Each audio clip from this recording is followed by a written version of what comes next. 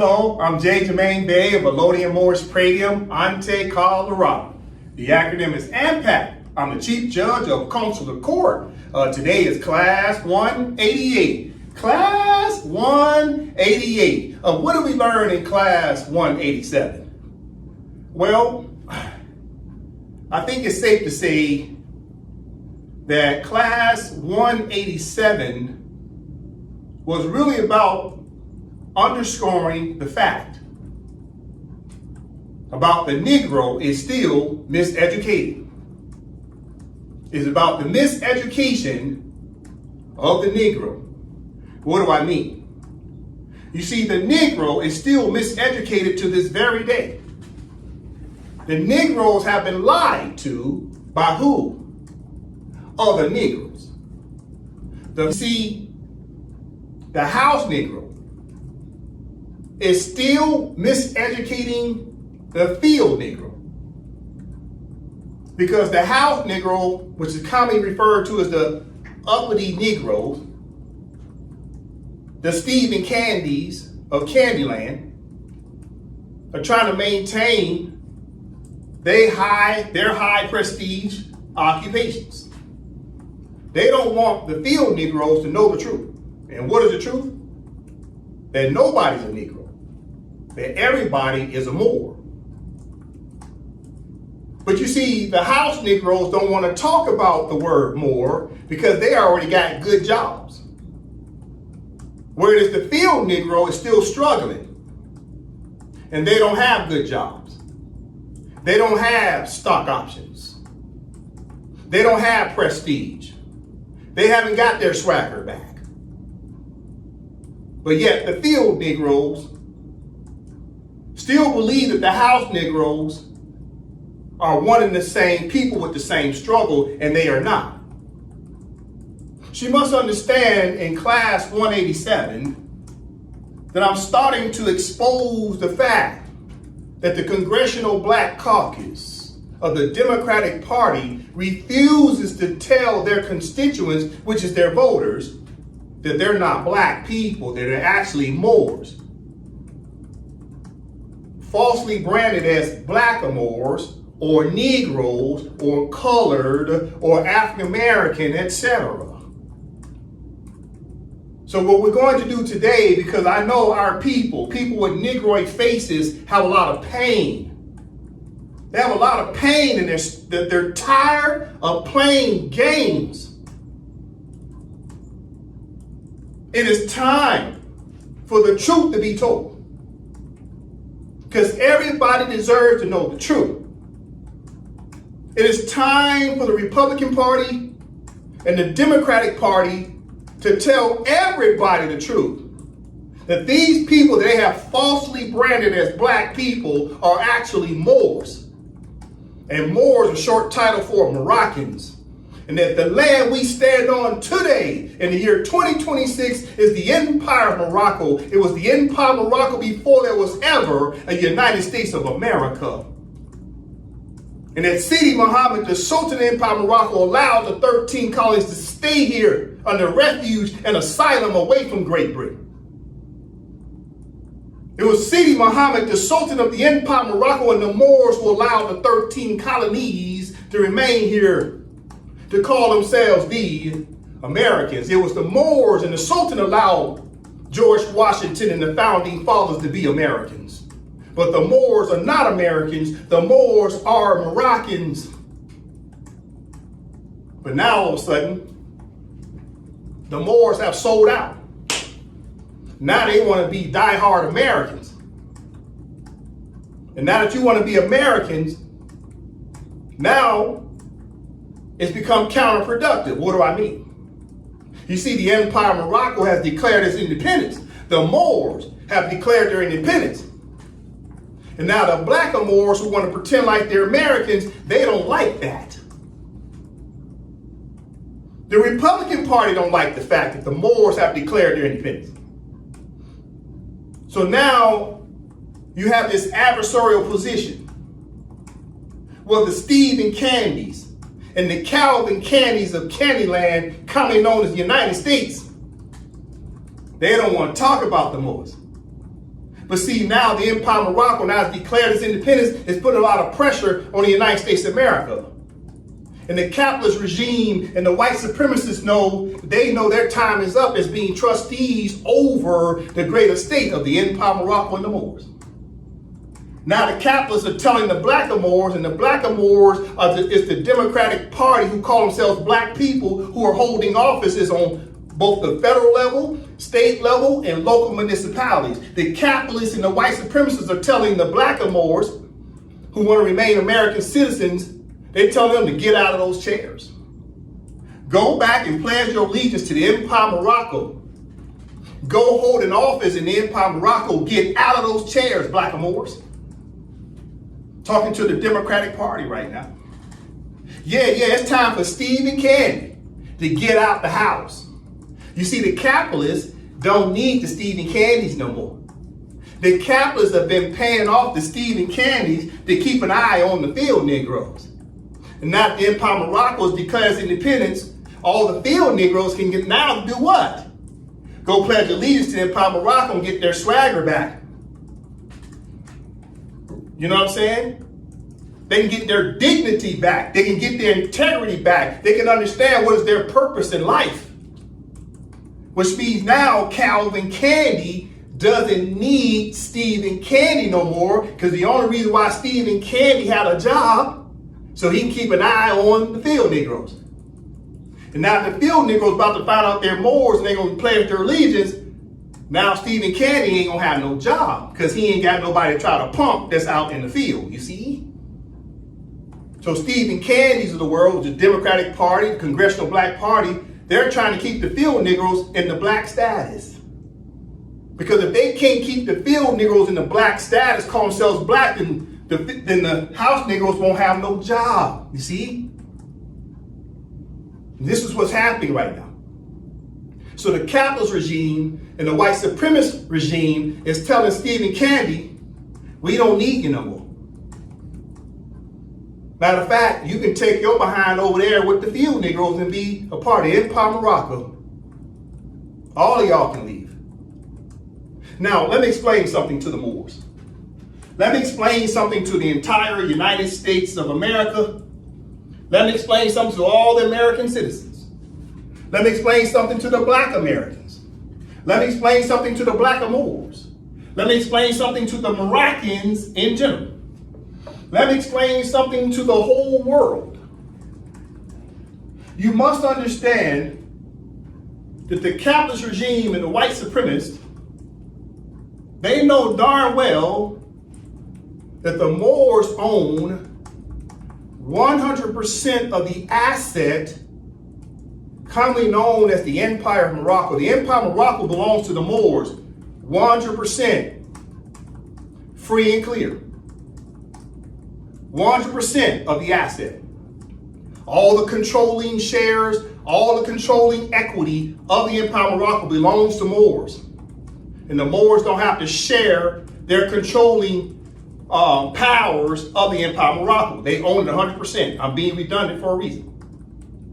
However, in the United States of America's jurisdiction, the capitalist regime and the white supremacist regime has tolerated the fact that Blackamoors became American citizens after 1868.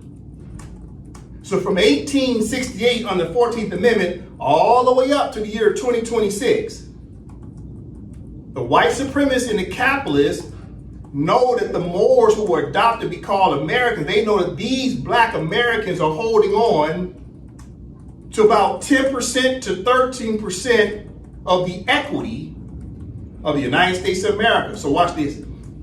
You got the Empire of Morocco, the United States of America, two separate countries. In the Empire of Morocco, the Moors own the Empire of Morocco 100% as an asset. But at the same time, in the United States of America, the Moors are holding on to about 10% of the equity, if not 13% of the equity of the United States of America. Which means the Moors have 100% equity in Empire of Morocco, and the Blackamoors who pretend to be Americans, they hold about 13% over here. In the capitalist regime, And the white supremacists, they want their 10 to 13% equity returned to them. They don't want the Moors to own 100% plus 13% over here. That means the Moors own 113%. Which means the Europeans, i.e. the Americans, own less than 100% of the United States of America. So they want the blackamoors out of office. That's number one. Number two, well, the United States and the several Union states is hoping that all of the black people, at some point, at least a large majority of them, will pledge their allegiance to the Empire of Morocco. So you got blackamoors holding office, then you just got regular constituents, which are called the citizens of the United States under the 14th Amendment. They're hoping a large number of them would pledge their allegiance back to the Empire of Morocco. Now, you might ask the question, well, where's the Empire of Morocco? Where I'm standing on it. This is the soil. You have to remember the United States of America as a name wasn't established until after 1776. Prior to 1776, this land was the land of the Moors. It was the Moorish Empire. This is why you see all these Moorish buildings everywhere, these megalithic stone lined buildings they call Capitol buildings. These are Moorish buildings. It is the art of facts, the artifacts, which is the fact of the art that the Moors were here way, way, way before the Europeans or these people that call themselves Americans today. All they're doing is occupying buildings that the Moors built. Okay? And they know that they have to start telling the truth that this land was the Moorish Empire before it was ever the United States of America. All right, now with that being said, the capitalist regime and the white supremacists are making power moves to force, quote unquote, black people from having the right to vote for another black person. Well, why is that? It's because the white supremacists and the capitalists and the Supreme Court are being disingenuous, meaning they're not telling the full truth, that they're just trying to get ahead of this thing. Because now they're rolling out in increments, right? In increments, this plan to get blackamoors out of office. In other words, the white man wants his chairs back. He wants his seats and chairs back from the blackamoors. Because the United States adopted the Moors. The United States adopted the blackamoors in 1868. The United States no longer wants to recognize you as their adopted children. That's what naturalization means. The definition of naturalization means it's the adopting of someone else's child. And now that the Empire of Morocco has declared its independence, the quote-unquote white man is trying to tell the black man to go pledge his allegiance to his original country. Go back to your original mother. You must understand that the United States of America did what's commonly known as an open adoption, because the Sultan of the Empire of Morocco, under the treaty commonly known as the Madrid Convention of July 3rd, 1880, Article 15, Paragraph 1, was an agreement between the Sultan of the Empire of Morocco and the United States of America, because the United States of America is part of a multilateral treaty. All the European countries agreed with the Sultan that the Sultan would maintain an open adoption status with the Moors. The United States of America could not perform what's commonly known as a closed adoption, which means the United States of America could not adopt the Moors and say the Moors were permanently Americans. The door has always been open for the Moors to go back through the portal to pledge allegiance back to their original mother, which is the Empire of Morocco. That's Article 15, Paragraph 1. Therefore, the Moors had a privileged status of being Americans. It was a privilege. and not a right, because they're not the biological children of the United States of America to call themselves American. It's a privileged status to be American. But the Moors had a human right to be Moroccans. You must understand the difference between privileges and rights. And the white man that you call white, he ain't white, he's just American. He wants you to go back and pledge your allegiance to your mother. The problem is he's just not telling you the truth. The whole truth of why he's acting so erratic. You must understand that these quote unquote white people, more specifically white powerful men, rich men, are having a civil war amongst themselves. The black man is the scapegoat. But it's really rich, powerful white men of the Democratic Party and rich, powerful white men of the Republican Party. They're the ones who are fighting. And the rich, powerful men of the Conservative Party, Republican Party, they know they got the rich white men of the Democratic Party right where they want them, because they know the rich, powerful white men of the Democratic Party are losing their base. It's a civil war. It's white on white crime. This is a white on white civil case. It's a white on white criminal case. They're the ones fighting each other. And they're using the black man as the scapegoat, but they know to get him out the way because the black man only had a privilege to be American. Whereas the white man had every right to be American. So they're fighting on who's going to have power once the Moors go back and pledge their allegiance to the Empire of Morocco. You must understand this. I'll prove this today. I'll talk about the Supreme Court today and their decision to basically make the Voting Rights Act Section 2 pretty much moot or irrelevant based in the racial legal argument. I'll prove to you today that the word race is tied to the word black, and the word black is tied to the word color. And the word color is tied to the word Negro. And all these words in law means that black people don't exist in law, because you're using a word that's not recognized in federal law when you call yourself black. I'm going to prove it to you today why the Supreme Court ruled in favor, saying there's no such thing as black people, because they already had a legal definition to not even recognize your crayon status. I'll prove that today. I'll prove to you today why the Congressional Black Caucus won't tell you this truth.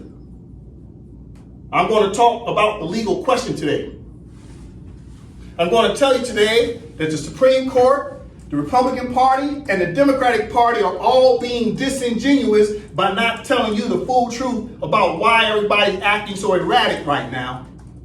I will prove that today. And last but not least, I'm going to talk about Barack H. Obama, the so-called black first president. I'm going to prove to you today that Barack H. Obama tried to tell you foolish black people that you ain't black. I'm going to prove to you today that he actually tried to tell you that you're a Moor, and you didn't listen to him, and you undermined Barack H. Obama. You ignored him. Who ignored Barack H. Obama? It was the Congressional Black Caucus. They ignored Obama's efforts to bring back the discussion of the Moors. Who else ignored Barack H. Obama? It was the Republican Party, who did not want Barack H. Obama or Mayor Rahm Emanuel of Chicago talking about the Moors. So Barack H. Obama and Rahm Emanuel both got flanked. They got flanked by the Congressional Black Caucus, who didn't want to talk about the Moors because they too busy holding on to their seats, their Stephen Candies. And then you have the Republican Party attacking Barack H. Obama and Rahm Emanuel, because the Republican Party represents who? Calvin Candy of Candyland. So Barack H. Obama and Rahm Emanuel was right in the middle, and they were being flanked by the Democrat blacks to tell them to shut up talking about Moors. And they were flanked by the Republican Party of Stephen Candy and Stephen Candy and Calvin Candy who did not want Barack H. Obama to try to tell black people that they ain't black, that they're actually Moors. I'll prove that today. I'll prove to you that the Supreme Court knows all about this. Therefore, the Supreme Court set forth a ruling under a word called contemporaneous. I'll say it again. The Supreme Court of the United States was applying the legal review terminology of the word called contemporaneous type of review. We'll talk about that today. I'm going to prove to you that the Republicans, the Democrats, and the Supreme Court are all hiding the truth, the full truth. It's called being disingenuous, all right? So let's get into the class. As the Moors know, I always open up the Constitution. The Constitution is paramount. Paramount means first. What was the first thing the Moors needed in order to get back their country and their Moroccan status? They needed a constitution that would then disclose the name of your country, the name of your nationality. It starts to talk about the three branches of government. So this right here is just the cover page. It's 106 articles, all right? So now the Empire of Morocco declared its independence, and it has a constitution, and all that was deposited with the United Nations under Article 102 of the Charter of the United Nations with the Secretariat. Now it became what? Public law. It's now in full force and effect. Okay, this is what caused the Supreme Court to make the ruling of now making the Voting Rights Act, Section 2, irrelevant. Because the Supreme Court knows that the Moors have now declared independence. It's time for these black people to go pledge their allegiance. So the Supreme Court said, look, this is contemporaneous. We're talking about contemporaneous today, all right?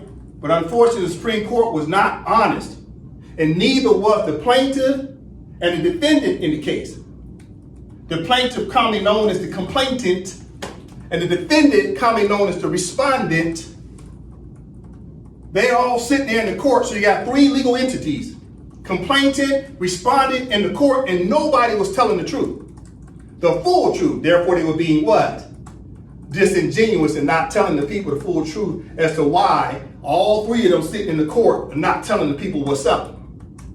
Because if you just simply tell the people the truth and you explain to them the truth, then they won't be as upset. And black people right now are pissed off. They're upset because they don't understand what the hell just happened. Because nobody wants to tell them the truth. Because the capitalists are saying, no, slow this thing down. Don't tell these black people the truth just yet. See, the capitalist regime right now, they beating up on the rich white men that are Democrats. So the capitalist regime, they're over there fighting, and they saying, don't tell the black Moors yet what's up. Let the millionaires and billionaires sort things out first, and then we'll roll out the truth once they can position themselves, you see? All right, let's get to the class. Let's go. We got a lot of content to cover today. This is going to be a long class, so be patient with me. All right. As I promised the Moors, we're going to talk about Barack H. Obama, because black people right now, they got a lot of pain, frustration, and I know Obama symbolizes a little bit of hope, because he says change is coming to the United States of America. Remember when he was running for candidate and he became president, he kept saying change? You remember Barack H. Obama kept saying there's no such thing as red states and blue states, that it's just the United States. Remember when he said that? He was trying to warn all you Negroes that the United States of America was making power moves with all this red state, blue state stuff. He was trying to warn you right then and there that it should simply just be the United States of America, where there is no blue states and there is no red states. It's just candidates running for office. So right then and there, Barack H. Obama was trying to tell you, stop playing the crayon game. What crayon game? Stop talking about blacks. Stop talking about whites. That's one crayon game. That's a game within itself. What was the other game Barack H. Obama was warning everybody about? He said there's another crayon game called what? Red states and blue states. So Barack H. Obama knew that these are two games that's being played. he wanted to eradicate both of these games. And he became president when he started talking about what? Unity. You see, when you say there's no blue states and there's no red states, now it's just the United States of Americans, now you're talking about coming together. That's unity. When you stop saying there's black people and white people, you just simply come together. That's called what? Unity. Now you're coming on the red, white, and blue flag. The red, white, blue flag represents who? Americans as a whole, indivisible. But when you act about red states and blue states, now you're being divided. That's divisible. Barack H. Obama talked about indivisibility, coming together as people, as one. He tried to warn you, but Negroes didn't listen. They kept talking about that black thing. Listen. So, what does it say right here? Keep in mind, this is, like I said, Barack H. Obama. Who has he got standing here? This is Rahm Emanuel. He worked for Barack H. Obama, and he was also the mayor of Chicago. Now, right here it says, Rahm Emanuel served as chief of staff for President Barack H. Obama from January 2009 to October 2010. He then served as the mayor of Chicago, Illinois from 2011 to 2019.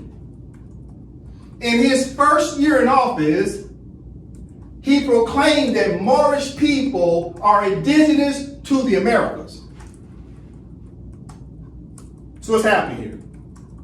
So Barack H. Obama, in his first year, in the year 2009, he went to Cairo, Egypt, to tell the whole world about the fact the Moors were still colonized. He started talking about the treaties of the Moors. Then, when Rahm Emanuel wasn't working for Barack H. Obama and he became mayor, what do you think he did in his first year? He immediately started talking about the Moors. So in Barack H. Obama's first year, he talked about the Moors. And then in Rahm Emanuel's first year as mayor, he started talking about the Moors. You see what's happening? So right after that, what happened? The Republican Party went crazy. They said, man, we got to get some judges, conservative judges on the bench. Because now that Barack H. Obama and Rahm Emanuel started talking about the Moors, the capitalists said, we got to make our move. So for the past 20 years, right, we're in the year 2026. I believe Barack H. Obama started running for office right around the year 2006. So it's said right around 20 years. For the past 20 years, the Republican Party, which encompasses 3 different subgroups. The Republican Party has a minimum of 3 subgroups. What are the 3 subgroups? The first group is the Capitalist Party. The Capitalist Party has a party all to itself within the Republican Party. The second group within the Republican Party is the white supremacists. That's the group within the Republican Party. And the third group is just simply the conservatives, right? At the very least, there's 3 different groups in the Republican Party. Okay? So they got mad at Barack H. Obama because Barack H. Obama started talking about the Moors because Barack H. Obama was the president, and under the Constitution of the United States, Article 2, it talks about the president has the right to take care that the laws of the United States are carried out. So when Barack H. Obama started carrying out the laws of the United States, what laws was he talking about? He's talking about the treaties of the United States, and the treaties are with the Empire of Morocco. Bilateral treaties and multilateral treaties. So when Barack H. Obama is being president, he started enforcing the federal treaties of the United States to say that the Moors had certain rights because of the treaties, which was federal law. Keep in mind, Barack H. Obama was enforcing Article 6 of the Constitution of the United States that talked about treaties, supreme law of the land. So he had every right to talk about the Moorish treaties because the Moorish treaties is both Moroccan law and American law. Because when 2 countries come together and do what? They ratify a treaty. They said now this treaty represents both countries. So a treaty becomes Moroccan law and American law. So Barack H. Obama was enforcing the American law that also recognized Moroccan law because of the treaties. So as the president, he was carrying out the enforcement of the law.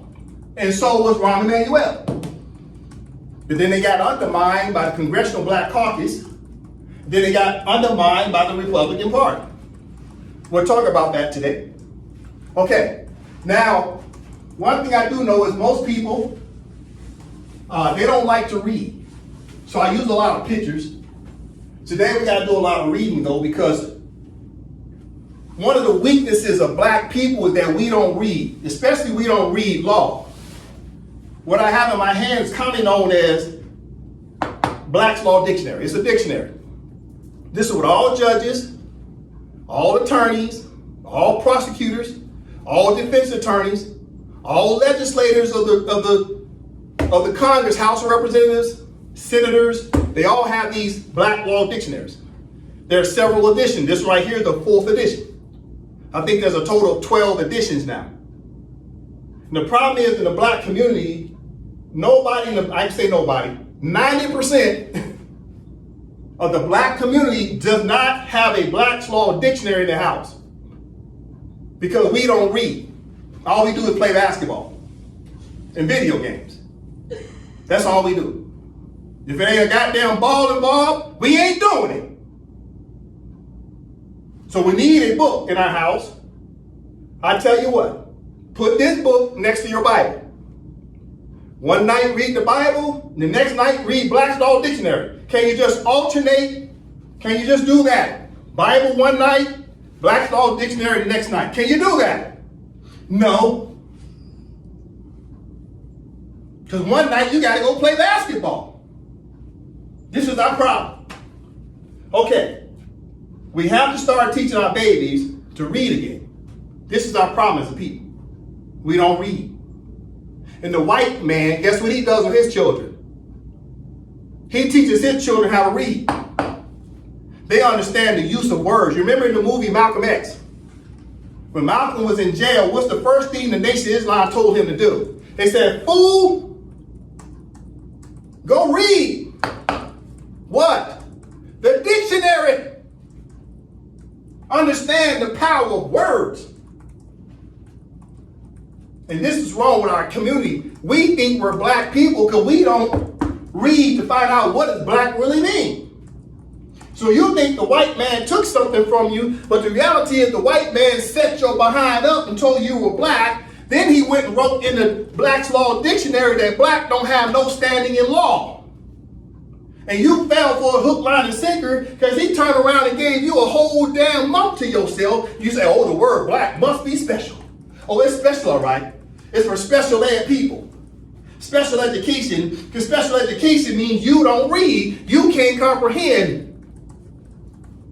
That's what's wrong with our people. We don't read. So today I'm going to read out loud the definition of words. So you will understand that the judges of the Supreme Court are reading this very book. They're reading statutes and they're saying there's no such thing as black people that the court has to recognize.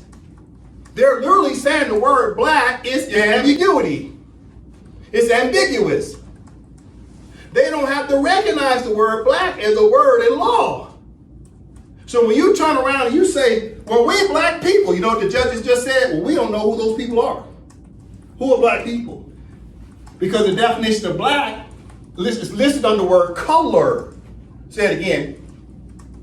The definition of black is listed under the word color in the Black's Law Dictionary. You would have known that if you actually read books. Today we'll read it.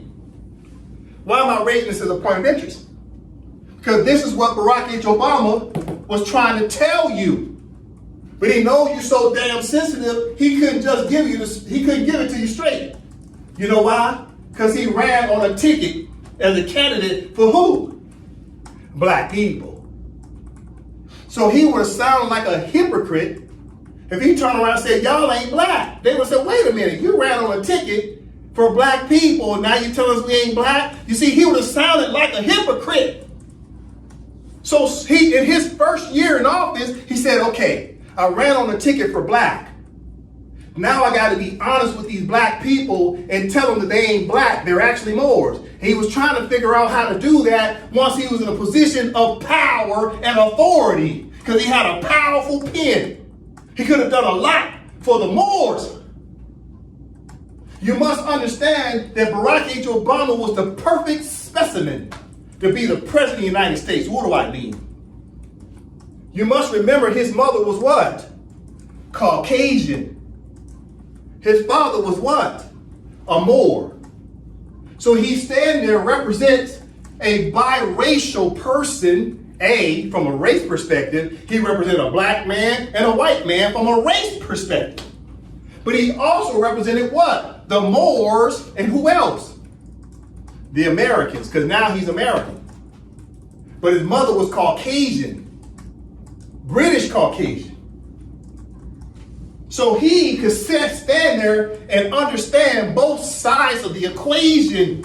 He was standing in the middle as a mediator between blacks and whites. He was the perfect person because he was not pro-black and he was not pro-white. He was in the middle. He was a moderate trying to bring these people together to say, we got to have a Moorish and American conversation because the Moors are Moroccans and the Caucasians are Americans. I'll talk about that today. The Moroccan-American law. He was the perfect specimen. And you know what happened? Black people say, he ain't doing enough for black people. Well, you idiot. He tried to tell you ain't black. He did a lot for you because he tried to tell you the truth, but he had to use what's called coded language. We'll talk about the coded language today of what he was using to describe you. So when you say he didn't do nothing for black people, he did more for black people because he tried to actually tell you the truth that you ain't black. And you didn't want to hear that. You didn't want to hear it. You want to be black. And guess what? 20 years later, guess what? When you play stupid games, you get stupid prizes. Now the Supreme Court has struck all that black stuff. They said, you want to use the word black? Guess what? It has no standing in law. And Barack H. Obama tried to warn you. You want to keep being black. You played yourself. Going way back, Noble Drew Ali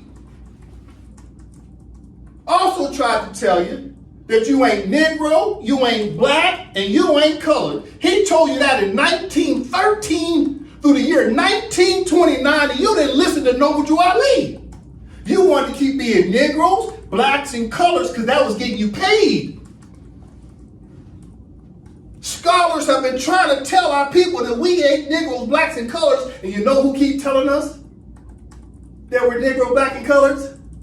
The house Negroes, the Stephen Candys, who are looking out in a partnership with the Calvin Candys who run Candyland.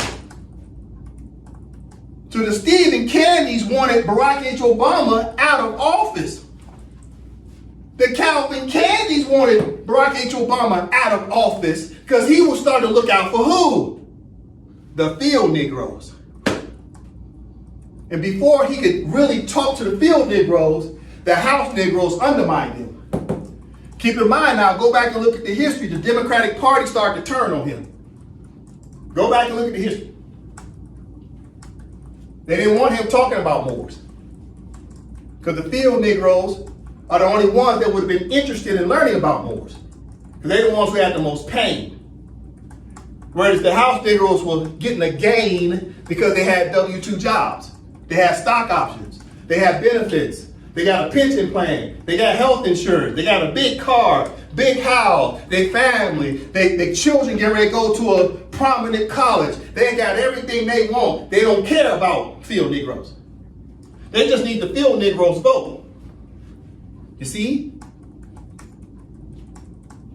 We're going to talk about this today. Now, before we get deeper into this, because I just wanted to get your undivided attention, I got to start breaking down some words because we suffer from understanding the definition of words. See, once we become wordsmiths, we'll understand what's really going on right in front of our faces. Okay, let's go over some words. I gotta teach the Moors the truth. And nothing but the truth, because only the truth gonna set us free. Okay, listen. What's happening? Okay. Today we're gonna talk about the Congressional Black Caucus. These is what you call the Stephen Candies of Candyland. Now, I love my brothers and sisters. These are all my brothers and sisters up here, right? Now, obviously, you got Nancy Pelosi and Chuck Schumer up there. In spite of them, just these 1, 2, 3, 4, 5. These 5 people are my brothers and sisters. I love you. But at the same time, it's time to tell the truth. You've been acting like Stephen Candies. You are the sellouts of our era. Because you refuse to tell your constituents, which are your voters, that they're not black, that they're actually Moors. The reason why you won't tell them is because they keep donating to black agendas. And there's no such thing as a black agenda. Either you're a Moor or you're American. And every last one of you up there are Americans, period. Stop saying you're black. You're just simply Americans. The black game is over. The United States has given you approximately 60 years to stop saying the word black, and now to totally do what? Acclimate. You must acclimate yourself into the American society to just only be Americans. And if you don't want to just simply be Americans without the crayon status, then you need to get your behind out them chairs and pledge your allegiance to the Empire of Morocco and come over here with others who have a Negroid face. If you don't know how to stay over there and share and just be Americans, then come home, because over here in the Empire of Morocco, we're just Moors. But in the meantime, you don't want the field Negroes to find out they're Moors, because you need the field Negroes to keep voting for your black behind. That's what's happening. You see, you don't want to tell them the truth. You're too busy making money. You got all your little 501c3 organizations, all y'all presidents and chairpersons, you got all the prestige, and the field niggers are still hurt. So I'm going to call you out for what you are. You're subjugating your own people by not telling the truth. See, I'm not blaming the white man no more. Yes, there's a white man in the middle of you because they're your handlers. But you guys are consciously making a choice to let Nancy Pelosi and the Chuck Schumers of the world control you as the handler. You're making that conscious decision. You can tell Nancy Pelosi and Chuck Schumer to shove it. And every last one of you, 1, 2, 3, 4, 5, all y'all can come back to Empire of Morocco and pledge your allegiance and tell Nancy and Chuck good luck with them Republicans. But no, y'all want to stay over there because y'all getting paid. Yeah, y'all getting paid in full while everybody else hurt. That's what's happening. So I'm going to expose all of you with the hopes that now the Supreme Court told you that word black ain't working for you no more. Yeah, Al Sharpton, you done ran your whole career telling everybody they black and you knew you was lying the whole damn time. You always known we're Moors. You've always known. You and Maxine Waters. Maxine Waters, you've been sitting in Congress for 31 years. Have you ever said you were Moor? No, you haven't. All you care about is getting paid. And you're now teaching these younger generations, 1, 2, 3, you are teaching the younger generation to keep on with this black crap. Now everybody up here that got their butts kicked, including Nancy Pelosi and Chuck Schumer got their butts kicked at the Supreme Court too, because now they can't be your handlers no more because y'all about to lose your seats. Yeah. Al Sharpton, you can't run on that black agenda no more because that don't work no more, do it. Now you just gotta say you're American. But see, you guys are at the age where you and Maxine Waters have done very well for yourselves. You got a nice retirement package coming, don't you? Yeah. You done left everybody else out here to dry. Because you made it already, see? Yeah, your bank account's straight. But now, Hakeem Jeffries and President Derek Johnson of the NAACP for colored people, and the House member and Black Caucus chairperson, Yvette D. Clark, you, Maxine Waters, and Al Sharpton, y'all done left them out here to drown in the middle of the ocean. they ain't even got no island. Because you taught them that BS, and they learned from y'all. And now they turn around and they teaching the next generation of Democrats who are coming in to keep that same black game coming on, because that's how you get hired, you see. You say the word black, you'll get donations. Now the Supreme Court told you can't use that black word no more. Now what you gonna do? You, Al Sharpton, Maxine Waters, Louis Farrakhan, and the like, all y'all lied to everybody all these years. Now what you gonna do? You done left the young people in a position they ain't got no rights. At least Al Sharpton and Maxine Waters, y'all had rights for 60 years. What's the YNs? Who are the YNs? What are the young Negroes supposed to do now, Al Sharpton? What's the young Negroes supposed to do now, Maxine Waters?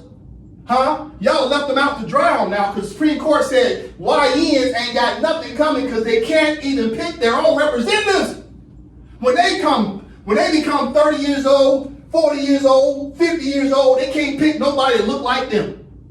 At least for 60 years, y'all can pick people that look like you. Huh? You failed. Because you're too busy trying to get paid. And them YNs, Al Sharpton, they're going to come knock on your door. And I guarantee you they're not going to say trick or treat. Listen, who else are we going to talk about today? Supreme Court. I'm very disappointed in you 9 justices. Very disappointed. Why? First of all, let me say I have a lot of respect for judges because they have to do a very difficult job because they're basically referees and umpires, and nobody likes referees and umpires when they don't call balls and strikes for your favorite team.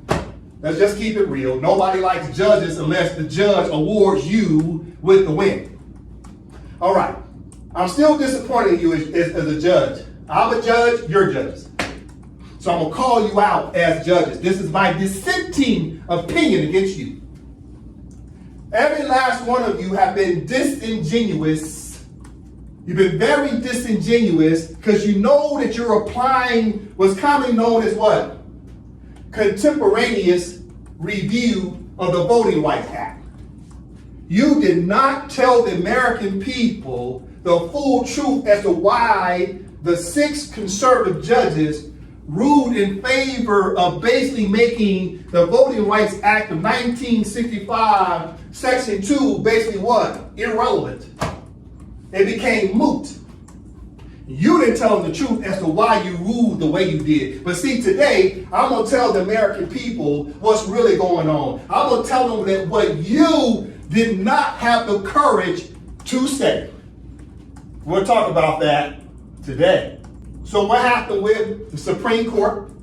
What happened with the defendant? What happened with the plaintiff? What happened with the respondent and the complainant? Okay. Dre from the top. Definition of disingenuous. Disingenuous, adjective, of a person or their behavior, slightly dishonest or not speaking the complete truth. Again.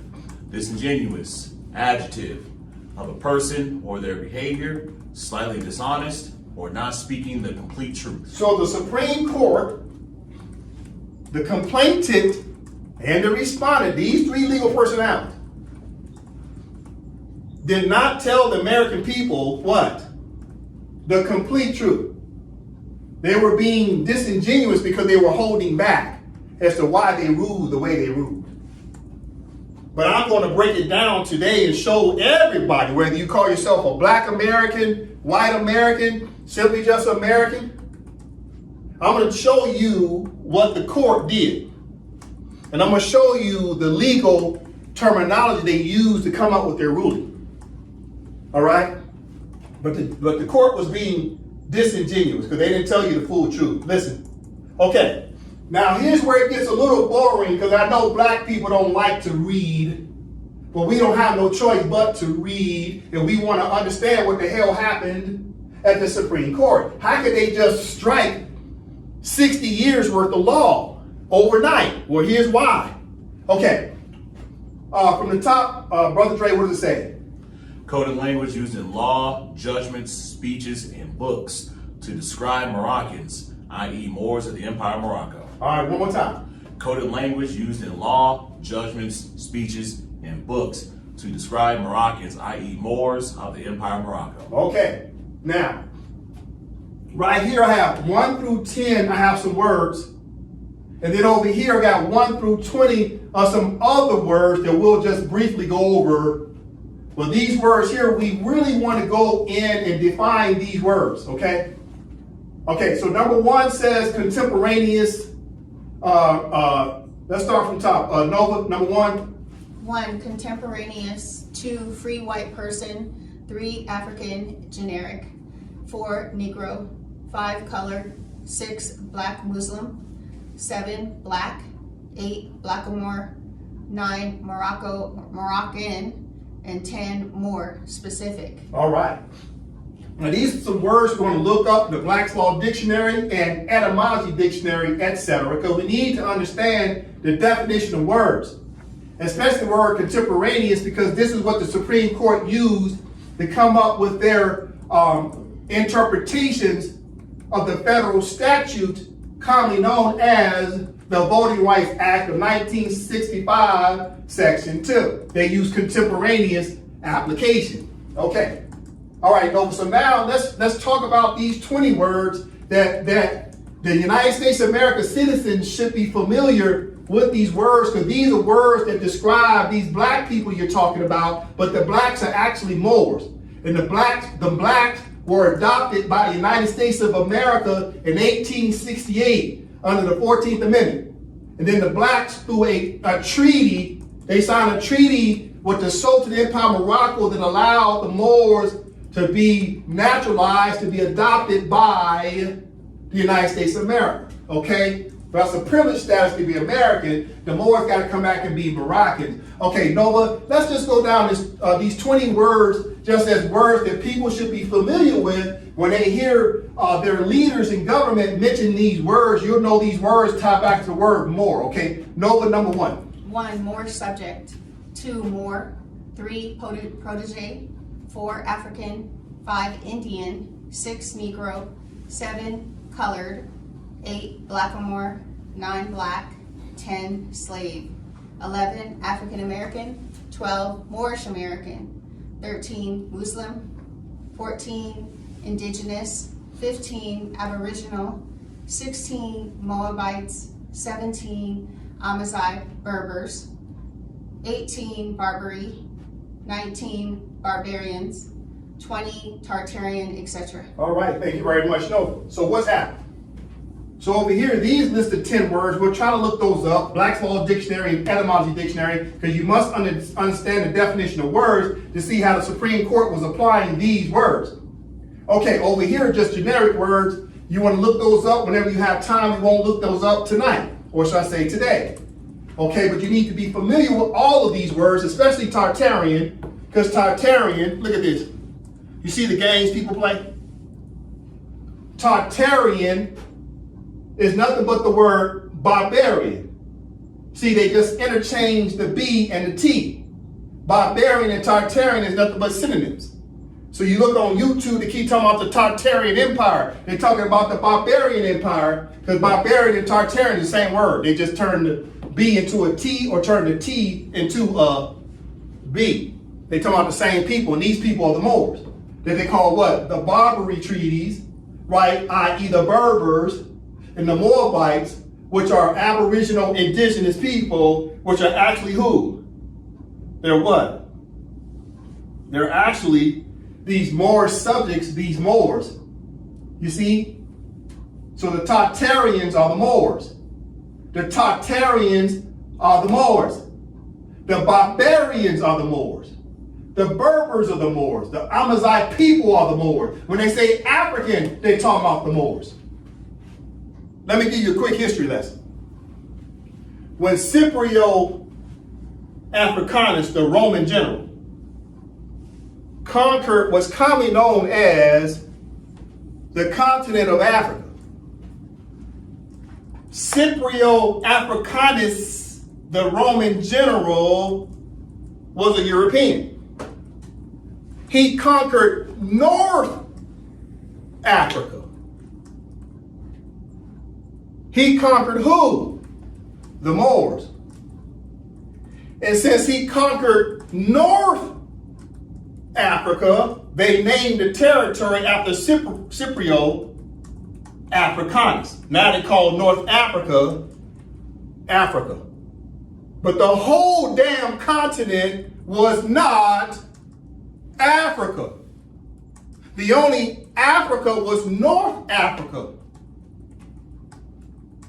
Then over a period of time, the whole continent was called Africa. So my question to you is, who were the original people who were first called the Africans? It was the Moors. So this is why when you look in dictionaries, they keep tying the word Moor to the African word.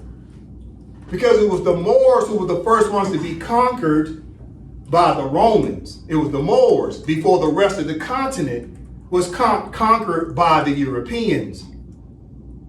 So since they had called the continent Africa in the north, the Romans and the rest of the Europeans decided to just call the whole continent Africa. So the word Africa comes from a Roman general by the name of Scipio Africanus, and Scipio Africanus conquered the Moors, and this is why you see the word Moor and African always tied together. But nobody wants to tell you that truth, that the Moors are the original Africans. Listen. Okay, so now we're going to look up some words, okay? Keep in mind, these words tie back to the word Moor, okay? All right, let's go to Black's Law Dictionary. We're going to look up some words in the Black's Law Dictionary, but we're going to use the PDF version, 4th edition, all right? So all the people that like to call themselves black, please get a dictionary and let your babies read it, even if you don't read it. Don't let your babies grow up to call themselves crayons without at least understanding what the hell they're calling themselves and why the word black has no recognition in law. The foolishness. Okay, listen. All right. We're looking at we're looking at the Black's Law Dictionary, 4th edition. This is very important about what I'm about to go over because we're talking about the Supreme Court. Okay? We're talking about the Supreme Court of the United States just ruled, right, in an adversarial way to the Voting Rights Act. They were adversarial to it. Why? What did the Supreme Court ultimately do? They changed the definition and meaning on how you apply the legal argument for the Voting Rights Act, Section 2. They changed how you can apply your legal definitions, which means they changed your legal arguments on how you can apply the law. That's what the Supreme Court did. They changed the definition of how you can enforce it. And by doing that, they said, leave that black thing at the house. When you come up in this court, you better not mention the word black. As soon as you do, you've already lost. You better come in this courtroom talking about what? A Democratic what? District. Don't come in here talking black. You better say district for who? Democrats. This is partisan gerrymandering. They put the word partisan meaning what? Political. Political is tied to what? The parties. There's technically only 2 parties, Republican and Democrat. So you don't bring your black behind in the court talking about black, because guess what? The color is of the Democratic Party. Let me ask the question again. What the hell is the color of the Democratic Party? It is blue. Then why are you bringing your behind in the court talking about black rights if the Democratic Party's color is blue? And the Republican Party color is what? Red. But you'll keep bringing your behind in the court talking about black and white people instead of coming to court talking about your blue district versus the red district. Your legal arguments are flawed because you're so emotional because you fall in love with the lie of calling yourself black. You keep saying the white man took something from you. No. A red district took something from a blue district. That's your legal argument. The injury is the fact that a red district created harm to a blue district. But why don't black people say that? You know why? Because your black congressional Congress members keep telling you to argue in a crayon color of black because that's how they get their donations. They tell you to vote to do what? Donate to the what? Black agenda. They don't tell you to donate to the blue agenda. You see?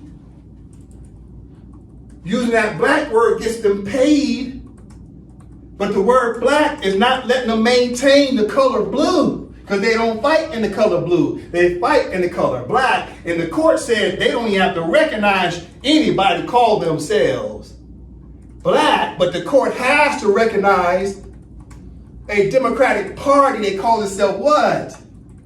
Blue. Am I making sense? In other words, when black people want to sue because you keep wanting to call yourself black, go in the courtroom and sue in the color blue.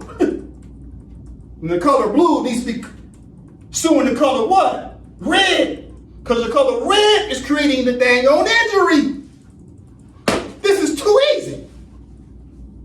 And yes, I get a little upset. Yes, I'm passionate because I love our people. Anybody with a Negroid face, it hurts my heart to see how we're just out here acting like Forrest Gump. What did Forrest Gump's mother say? She said, stupid is as stupid does. That don't make you stupid. You're just doing stupid stuff. Because you lied to your constituents and told them they're black, so you can only raise money in the name of what? Black. You don't even talk about what's blue. And the court's on to you now.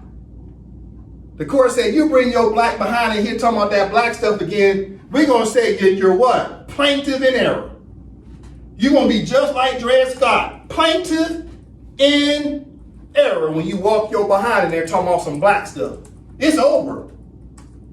You ain't nothing but Americans who want to be in a blue district. That's your legal argument. You Americans want to hold on to your blue district, but you got red districts trying to take over your blue district. Am I making sense? Dang, man. Okay, Black's Law Dictionary. What is it the judges know about black people? What is the judges bound to when they're doing their rulings? When they're doing interpretation, they're doing their review, what are they actually reading to come up with their interpretations? What are they bound to when it comes to the definition of words? They use the definition of words to then come up with the interpretations of the law. When they read the law, what is the law bounded in? It's bounded in words. Words create sentences. Sentences create paragraphs, and paragraphs create law, i.e. contracts. So when judges read contracts, when the judges read law, they're looking at the words first. Each and every word, they're defining it in order to come up with their interpretation. And we as a people with Negroid faces, we don't read nothing unless it's got something to do with basketball.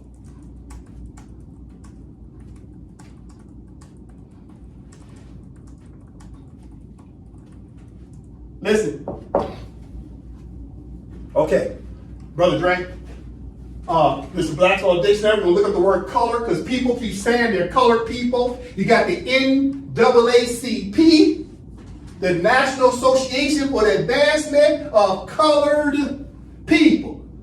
Now I'm going to show you what the NAACP won't read out loud to black people, but yet the NAACP representatives claim they are attorneys, and they're saying they're attorneys who are representing black people, but it's called what? Malpractice. It is malpractice when attorneys don't tell their clients the full truth. Watch this. I'm going to show you what the NAACP knows about black people. I'm going to show you what the Congressional Black Caucus knows about black people? Watch this. Brother Dre, from the top. Black's Law Dictionary, color. Color, an appearance, semblance, or simulacrum as distinguished from that which is real. A prima facie or apparent right, hence a deceptive appearance, a plausible assumed exterior, concealing a lack of reality, a disguise or pretext. Paul, so color, in which black people keep saying they're colored people, is what? A disguise.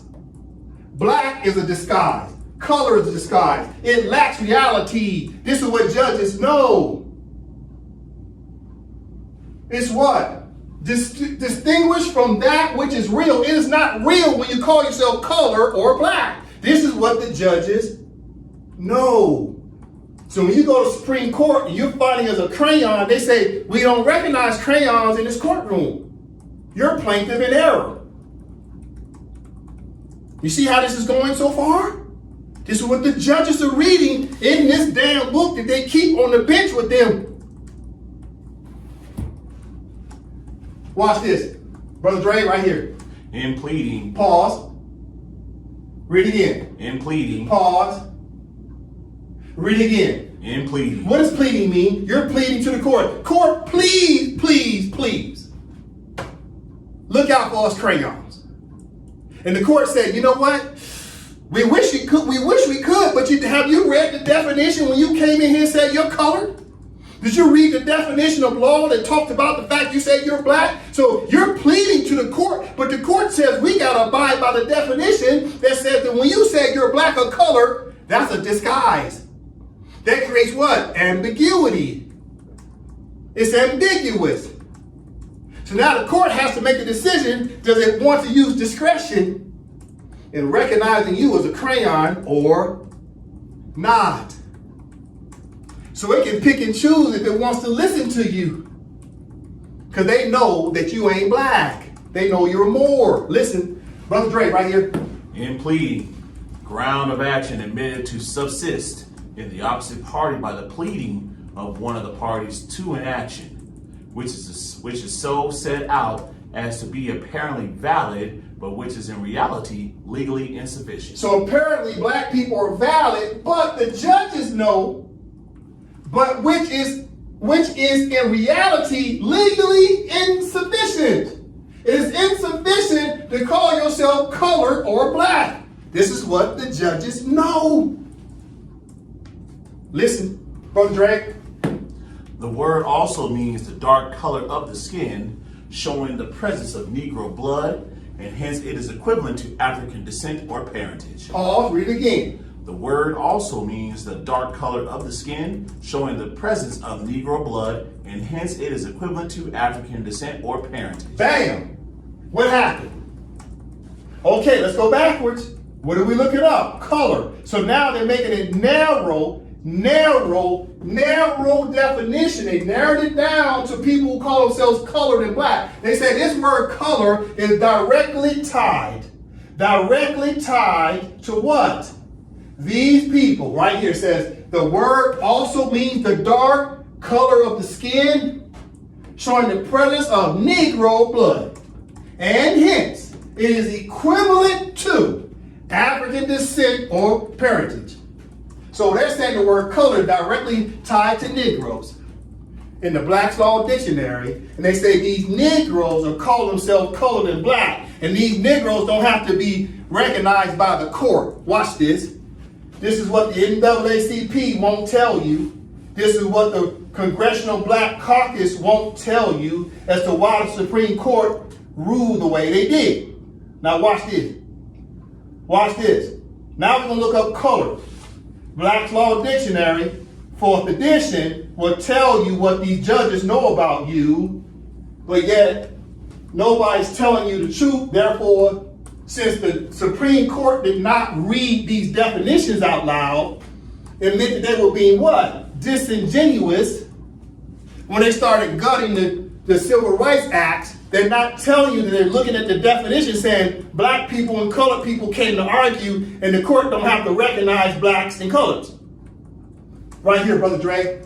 Definition of what? Color. Okay, Brother Dre, pick it up here. Colored, by common usage in America, This term in such phrases as colored persons, the colored race, colored men, and the like is used to designate Negroes or persons of the African race, including all persons of mixed blood descended from Negro ancestry. Pause. Read again. Colored, by common usage in America.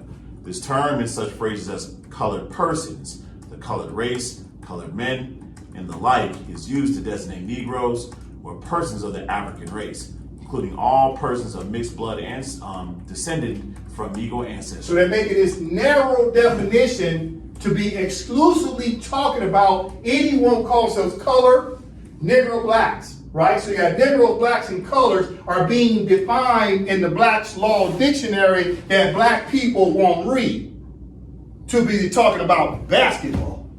Listen. So now they're defining it, the judge is saying, so everybody's color is a Negro. And everybody's color is coming from the word African. And the word African is tied back to the Moors. Listen, now watch how they make a distinction. Watch what the judges know. Watch what the judges know. Watch this. They're going to say but. Look at the but. See, I got it highlighted. But, this is what the judges learned. But, watch this. Brother Dre. But where a state constitution provided for separate schools for the white and colored races, the term white race was held to be limited to the Caucasian race, and the term colored races to embrace all other races. In other words, read it again, Brother Dre.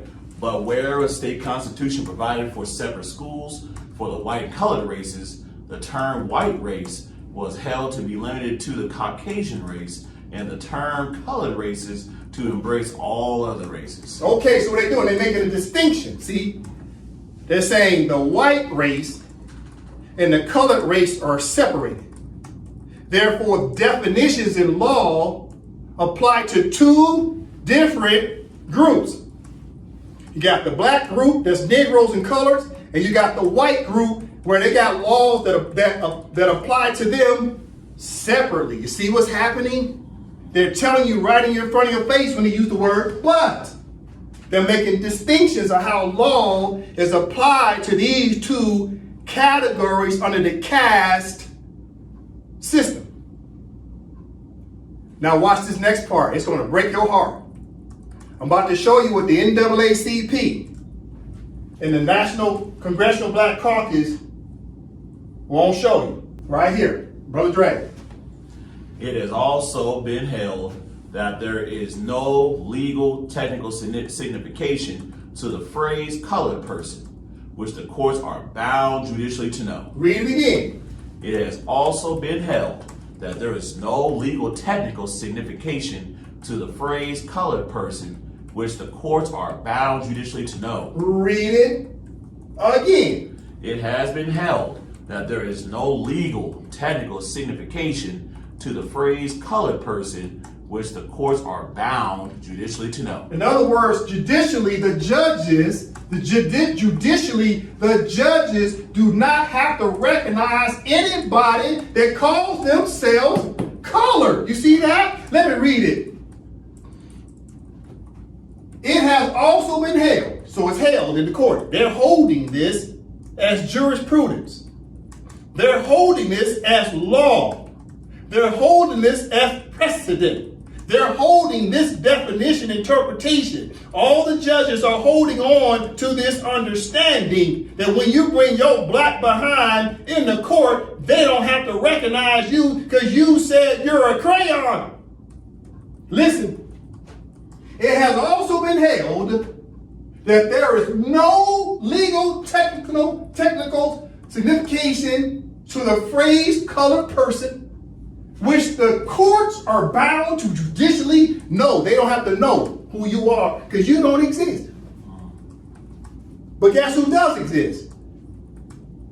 White people exist because white people come on different laws than colored people, because colored people have a privilege to be Americans because you was adopted. Well, white people are the original Americans. They have a right to be American under the definition of free white persons. Listen, look what they say about white people. They just told you about colors. Colors don't have to be recognized by the court, but whites do. they have rights and colors have privileges because you're adopted. And they want you to go home and recognize your original jurisdiction in Empire of Morocco. Right here, Brother Dre, 4th edition, Black's Law Dictionary. Free white persons. Free white persons referred to in Naturalization Act as amended by Act July 14th, 1870, has meaning naturally given, and it when first used in the 1 Statutory 103 C3, meaning all persons belonging to the European races being commonly counted as white, and their descendants, including such descendants in other countries to which they have immigrated. So in other words, they call themselves the free white persons. But you'll never see in the Black's Law Dictionary anything about free black persons. There's no definition for free black persons, and there's no definition for free colored persons, and there's no definition for free Negroes. In the Black's Law Dictionary, who is free to exercise their rights? Only white persons. And the judges have been instructed not to recognize anybody else other than white persons when they walk in the court. They have rights, and everybody else has what? Privileges. You see? But we as a people, we don't teach our babies this, and our babies growing up call themselves crayons, thinking they're proud black people, and then they walk in the court and understand why they don't get no justice. No justice, no peace. No justice, no peace. But guess what? If you had read what the justices knew, you would know you ain't black, and that's why you ain't getting no peace and no justice. You're just simply Americans. But yet, the word American is directly tied to white persons. Those are the original Americans, and they want to hold on to that status, and they want it back from the adopted Moors. Because Moors are what? Black Moors. The Moors are not white Moors. So they want black Moors out of the United States of America regarding jurisdiction. They want the black Moors to go back under the jurisdiction in Empire of Morocco. Listen. So far what I've taught you, have these individuals up here on this screen of the NAACP or the National Black Caucus, did they teach you to go read these words? No, they're not going to tell you to read it. They want you to keep fighting in the courts, and they already know in advance you ain't got nothing coming. They knew that. So what was protecting this crayon color black? Well, what happened is this. The judges of the Supreme Court was trying to give the black Moors a chance to learn how to run government again. So for the past 60 plus years, black people have been running the federal, state, and local governments. So the Supreme Court said, you know what? Your time is up. Yeah, we adopted you, but it's time for you now to go run your own government of your own country called the Empire of Morocco. Get out of those chairs. So the Supreme Court is forcing black Moors to not be able to use the Voting Rights Act because they're trying to put you in a situation where they're forcing you by detour with orange cones. Orange cones are forcing you to get off the regular road and go through a detour to go a different direction. And you know where the Supreme Court wants you to land? Once you go through the detour, they want you to land back in the Empire of Morocco's jurisdiction. So as soon as you come in there with that black stuff, they're going to put out the orange cones, set up the detour and say, yeah, you're plaintiff in error. You need to go this direction towards the Empire of Morocco if you want to keep talking about that black stuff. You want to be black, then be a blackamoor in the Empire of Morocco. That's what's happening. The Supreme Court set up a detour, and everybody's in their feelings. But it's the Supreme Court's fault that they did not explain this to you. We're going to go deeper. I know I'm going to take up a lot of time tonight, but I got to do this because black people are hurting. And I love all the black people, but you don't realize that you've been lied to. You ain't black, you're Moors. Listen, now we're going to come back to this word, free white persons, okay? We're going to come back to it just a moment. Okay, what do I have on the screen? I have the Naturalization Act of 1790.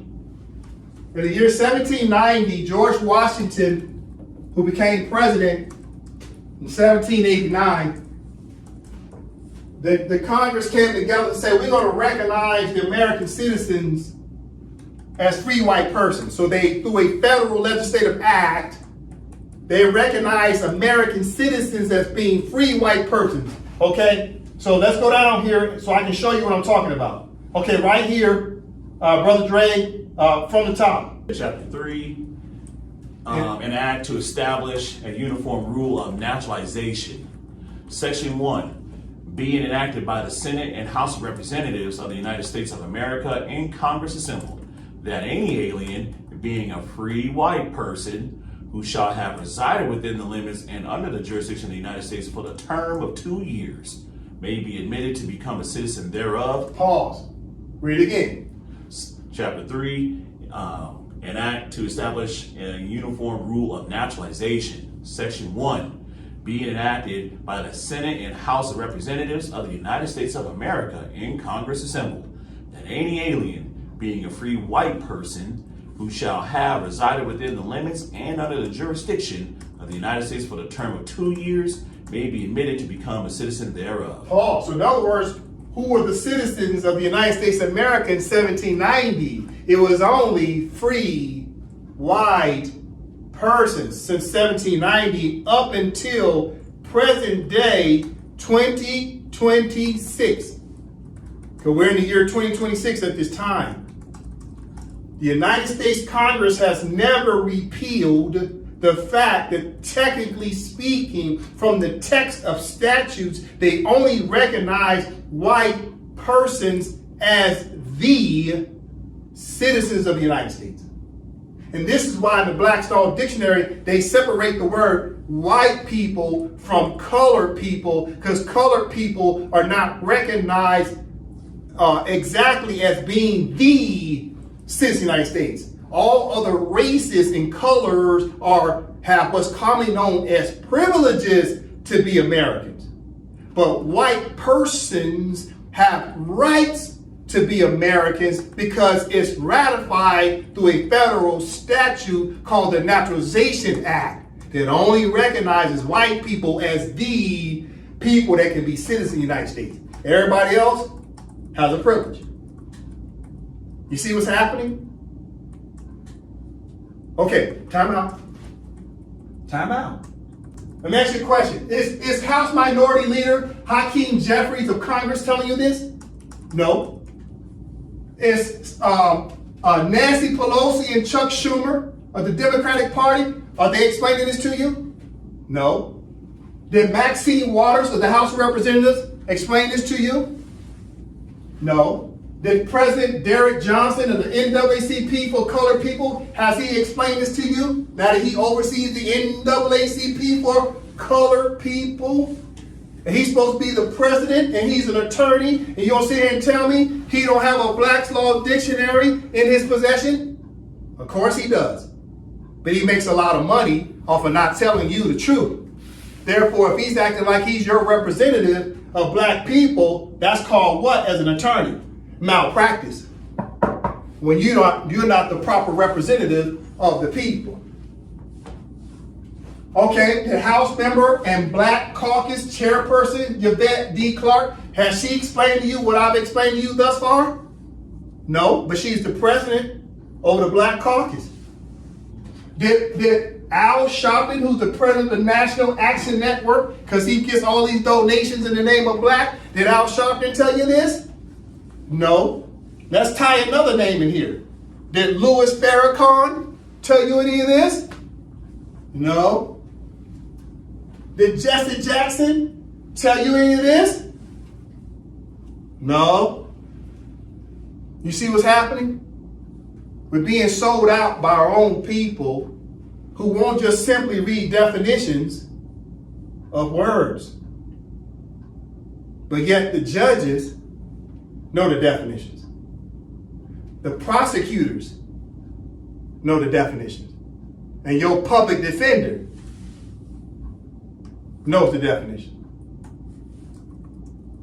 the legislators and the senators in Washington, D.C. know the definitions. We're being sold out by our own people because our people are getting paychecks from the capitalist regime, the lobbyists, and the whites who want to be Democrats. The white Democrats need black Democrats in order for the Democratic Party to have even a chance at voting. There would be no Democratic Party without them calling people black. So when they call you black, they're talking about your traumas. The Democratic Party loves to talk about your traumas because it forces you to go out and vote. Without talking about your traumas and reminding you of how bad the white Republicans are, then the Democrats can't win unless they remind you about your pain. You go vote based upon your pain. You don't go vote based upon agendas, political agendas. You vote based upon pain. And the word black brings trauma into your life to talk about the word black, Negro, and colored because it ties you back to slavery and Jim Crow. And white people use that to their advantage to trigger your pain to make you go out and vote. Nancy Pelosi and Chuck Schumer are not going to read these definitions I just read out loud to you. Listen, now that I've read colored, and free white person, and I showed you in federal statute, the federal statute of 1790, Naturalization Act only recognized the white persons as being the Americans. But then guess what happened? Over the years, they started labeling the Moors as Negroes. Instead of Moors, they started calling you Negro. So they came up with Negro laws, okay? Especially South Carolina. See that? South Carolina started listing Moors as Negroes. And they came up with laws to misclassify you. Watch this. Watch how they tie you back to the word color. And we just finished reading about the word color, okay? Now watch this. I'm going to show you what they think of you, okay? Dre, read this part right here. To the State Agriculture Society of South Carolina, the undersigned charged with the preparation of a digest of the law in relation to Negroes, slave, or free, and directed to make such suggestions of amendment as to him may seem expedient, begs leave to submit the following as the result of an examination of the subject committed to him, and so far as his time and opportunity allowed. All right, so the Moors were branded as Negroes, whether they were slaves or free. You see that? The Moors were branded as Negroes, whether they were slaves or free. Okay? Because they didn't want to call you Moors anymore, because the word Moor means sovereign. Listen. Okay, chapter 1. Watch this. Watch what you're about to learn. This is what the NAACP and the Black Caucus won't tell you. This is what the Democratic Party won't tell you.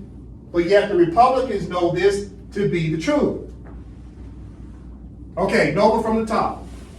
The status of the Negro, his rights and disabilities. Section 1, the Act of 1740, Section 1, declares all Negroes and Indians, free Indians in amity with this government, Negroes, mulattoes, and mestizos, who now are free, accepted to be slaves, the offspring to follow the condition of the mother, and that such slaves are chattels personal. Continue. Section 2. Under this provision, it has been uniformly held that color is prima facie evidence that the party bearing the color of a Negro, mulatto, or mestizo is a slave. But the same prima facie result does not follow from the Indian color. All right, let's take it from the top again. The status of the Negro, his rights and disabilities. Section 1. The Act of 1740, Section 1, declares all Negroes and Indians, free Indians in amity with this government, Negroes, mulattoes, and mestizos, who now are free, accepted to be slaves, the offspring to follow the condition of the mother, and that such slaves are chattels personal. Section 2. Under this provision, it has been uniformly held that color is prima facie evidence that the party bearing the color of a Negro, mulatto, or mestizo is a slave. But the same prima facie result does not follow from the Indian color. Okay, so let's work it backwards. First of all, what is the Indian color? The Indian color is what? Red. So Indians come under a different jurisdiction, so they treat them different, even though they put them on the color red. They're making distinctions, right? But they still consider Indians to be what? Slaves. They still consider Indians to be what? Negroes. So Indians are Negroes, but they're under a different color called red. Listen, so in this Negro Act, they call the Moors Negroes, but they're tying the word Negro also to what? They call it what? What else they put them to? They put them on the word slave, right? Slaves are the Negroes, right? Then when they use the word what? Color, right? Color of Negro. So when you see the word color, color is tied to the word Negro. You see that? When you see the word Indians, Indians is tied to the word Negro. You see that? So everything ties back to the word Negro, and this is what they was codifying in law. They just simply wanted to call all the Moors Negroes. So after a while, they just simply call them what? Colored. This is all codified or coded language to hide the true identity, because they're talking what? Prima facie. What does prima facie mean? On first what? On first appearance looking at you, they automatically put you in the classification under the caste system, and the caste system says what rights or privileges do you have. You see? Now watch this. We learned that the word color, they say they ain't got to recognize nobody in the courts who call themselves black or color. Because color is tied to Negro, and Negro is tied to the word color. These words work off of each other. In the Black's Law Dictionary, they said the word color means the judges don't have to recognize you. Because it's what? It's a false exterior. You ain't black. You ain't colored. You ain't Negro. You're what? Moors. Listen. You're Moors. Listen. This is what the court knows. This is why the Supreme Court ruled against the Voting Rights Act. They telling Negroes, blacks, and colors that you're not Negro, blacks, and colors. You're actually Moors. Listen. Let's look up the word black in etymology dictionary, okay? Let's look up the word black in etymology dictionary. Watch this. Click. Watch this. Look, etymology dictionary online. Let's type the word black. B-L-A-C-K. Black. Enter. Okay, what do we find? Okay, go down to where it says black, and they try to put it under what? A noun. Look. See where they put it? Black. See? Black. They put it under the word noun. Black, a noun, which is not a noun, so it's called what? A common noun. When you see a lowercase b, and they try to falsely put a noun on it, they're going to put a lowercase b, which means common noun. They don't put a capital B, because that would be proper noun. So the word black, right? Because black is actually what? An adjective. You see right there? They know black is really an adjective that describes what? What is black as an adjective? Adjective describe what? A noun, correct? Correct? Yes? Okay, what noun do you think they're describing? Watch this. Watch me push. Watch me push real slow. Oh, bam. Blackamoors. You see that? Do you see that? They know the blacks are Moors. Blackamoors. So these people that are dark-skinned are what? Moors. This is in the dictionary. But why don't our people know that they're Moors? It's because the National Black Caucus keeps hiding the fact that we, the blacks, are the Moors. Black Moors. So the blacks are Moors. The blacks are Moors. But the National Black Caucus don't want you to know that. The Democratic Party don't want you to know that. The Republicans don't want you to know that. But now the Republicans say, yeah, let's tell these blackamoors that they're Moors, but not just yet. Let's first put up a detour and force them to be third-class Americans. That way they got enough pain when they start looking at alternative solutions to stop being third-class citizens. And maybe they got enough pain because they can't vote for someone that looks black. Maybe they'll decide to go back and be Moors once they find out the Empire of Morocco's doors are open to let the blackamoors come home to be Moroccans. You see the game they're playing? Let me ask you a question. Did any of these people on these pictures tell you to look at an etymology dictionary to find out the word black is tied to the word blackamoor? Did Hakeem Jeffries tell you that? No. Did Derek Johnson and NAACP tell you to do that? No. Did Chairperson Yvette B. Clark tell you to do that? No. Did Maxine Waters tell you to do that? No. Did Al Sharpton tell you to go look up the word black to see it means more? No. Did Nancy Pelosi and Chuck Schumer tell you to go look in etymology dictionary to see the word black is tied to the word more? No.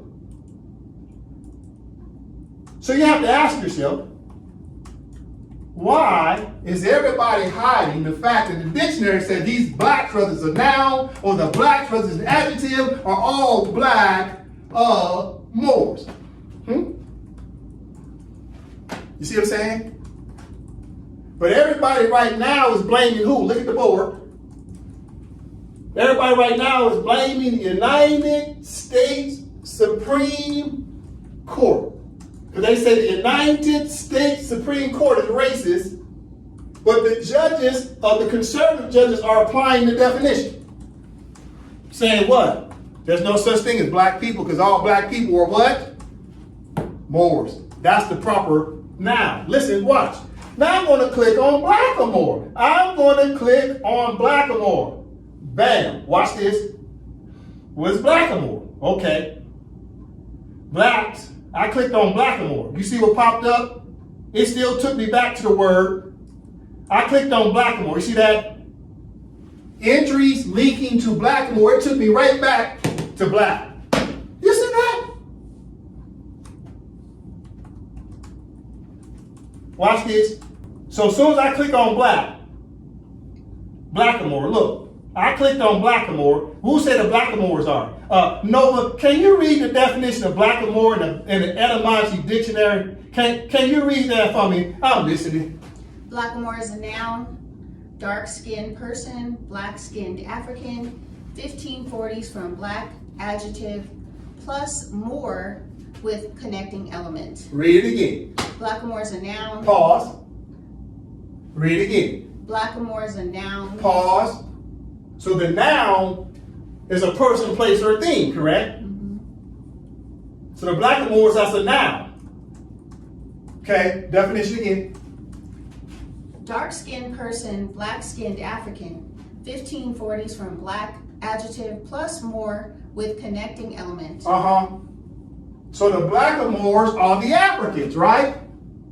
Don't it say the blackamoors are the Africans? You see that? Let me increase it. It said the blackamoors are the Africans. Remember that. Remember that. Remember that. Okay, watch this. I'm going to scroll down. So immediately you look up blackamoor and it starts to go into colored. You see that? Colored. Now that the word color is even listed on the blackamoor. You see what's happening? They're tying these words and they know colors is what they call the Moors. But they say colored means you can't come into court and call yourself colored. Why? Because they already know you're what? It's going back up.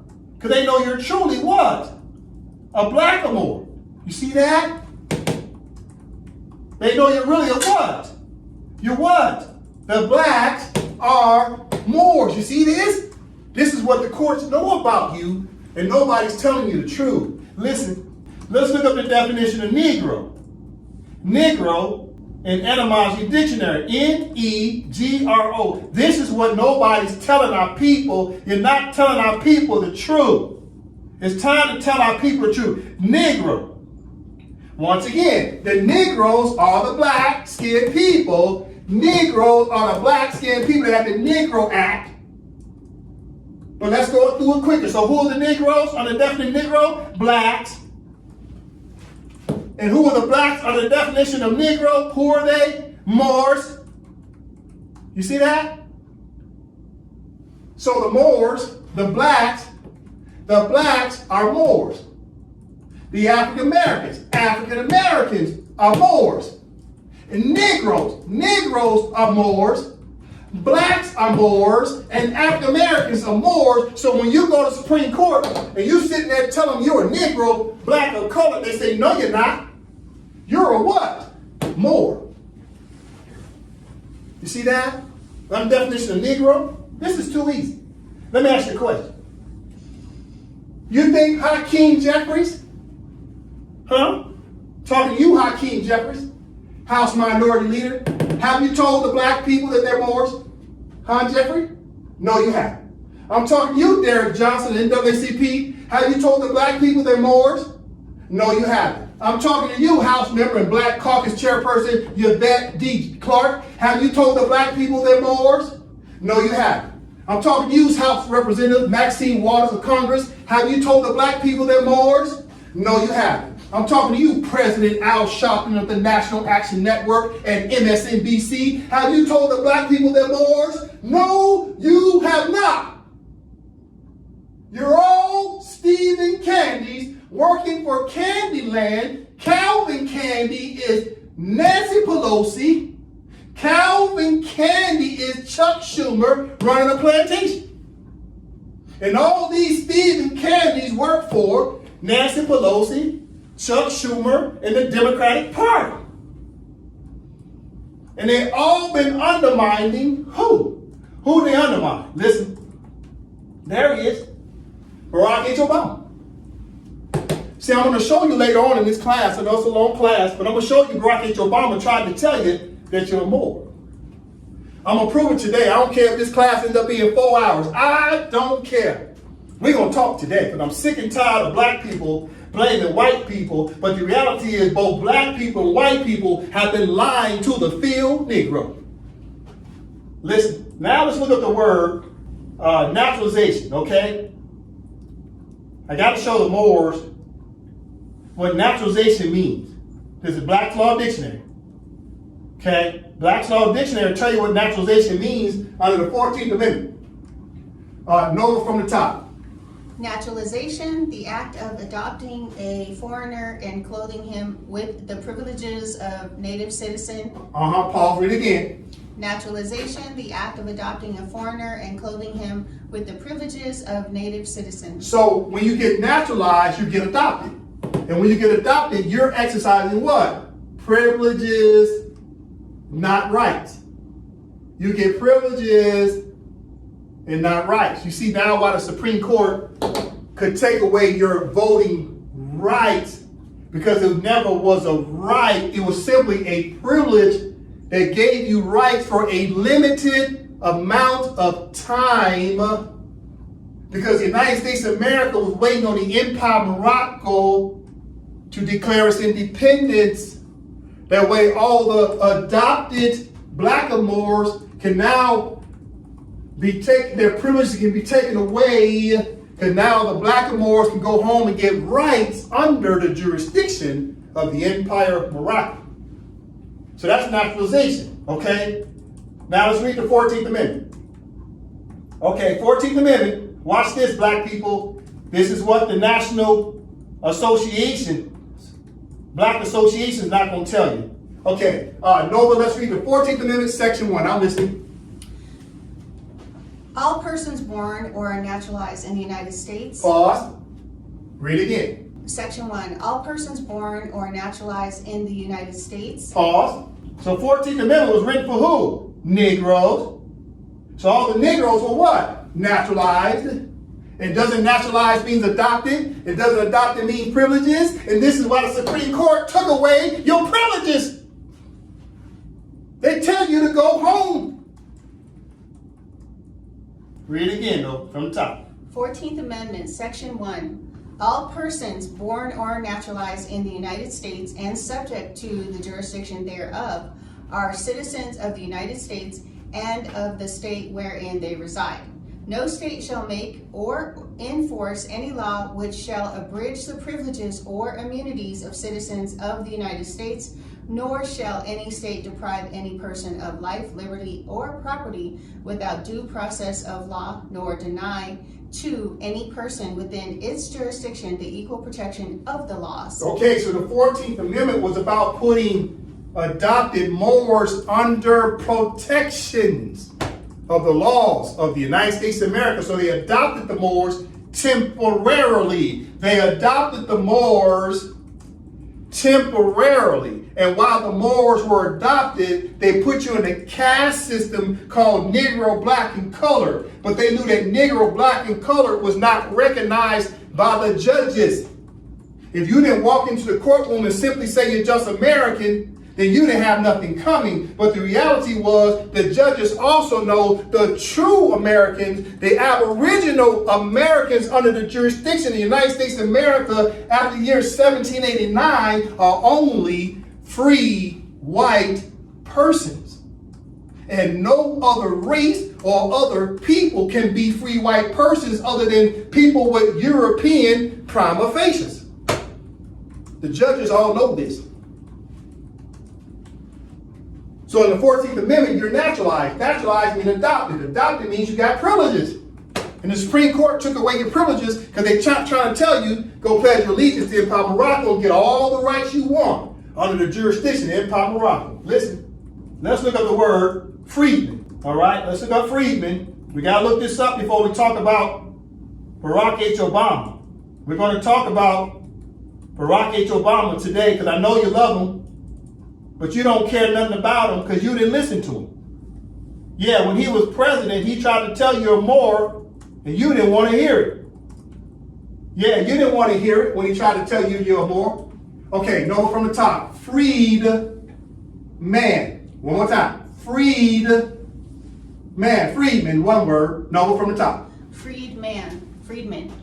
In Roman law, one who was set free from a state of bondage. An emancipated slave. The word is used in the same sense in the United States respecting Negroes who were formerly slaves. Pause, read it again. Freedman. In Roman law, one who was set free from a state of bondage. An emancipated slave. The word is used in the same sense in the United States respecting Negroes who were formerly slaves. Okay, so the freedmen, they say the freedmen. They gave 13, 14, and 15th Amendment was for who? The freedmen who were what? Slaves. Isn't that correct? Isn't this the story they keep telling? But the freedmen are the slaves, and the slaves are who? Emancipated what? Negroes. But the Negroes are who? Moors. Listen. The Negroes are who? Going back to Etymology Dictionary. The Negroes are the Moors. So Lincoln emancipated the Moors from slavery. And they falsely called the Negroes Negro, Black, and Colored, but they're really Moors. So the Moors were the slaves. The Moors were the slaves. You see that? Listen. So now they call you in the Black Star Dictionary. This is important what I'm about to look up next. Because they don't like to talk about black persons in the Black Star Dictionary. So what do they do to remind themselves about the Moors? Because they try to brand all the Moors as Muslims. That's a code word. When you hear them say Muslims, they're talking about the Moors. Because the white man likes to keep this religious holy war going on. So they keep saying Moors are Muslims, and that's just not an accurate statement. Moors are now what? Baptist. Moors are what? Jehovah's Witness. Moors are what? Methodist. Moors are what? Mormons. Moors are what? Hebrew Israelites. Moors are what? Jews. Moors are what? Christians. Moors are what? Catholics. The Moors, they practice all the denominations of religion. So when you see the United States trying to put the Moors under a Muslim status, what they're talking about, they're reminding themselves that the Moors are the ones who truly own this land. See, they like to remind themselves by using code word Muslim.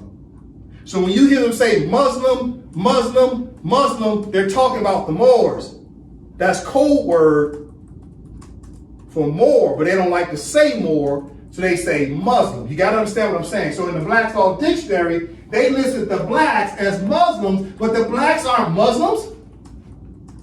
There's a bunch of different religious denominations out there that black people practice.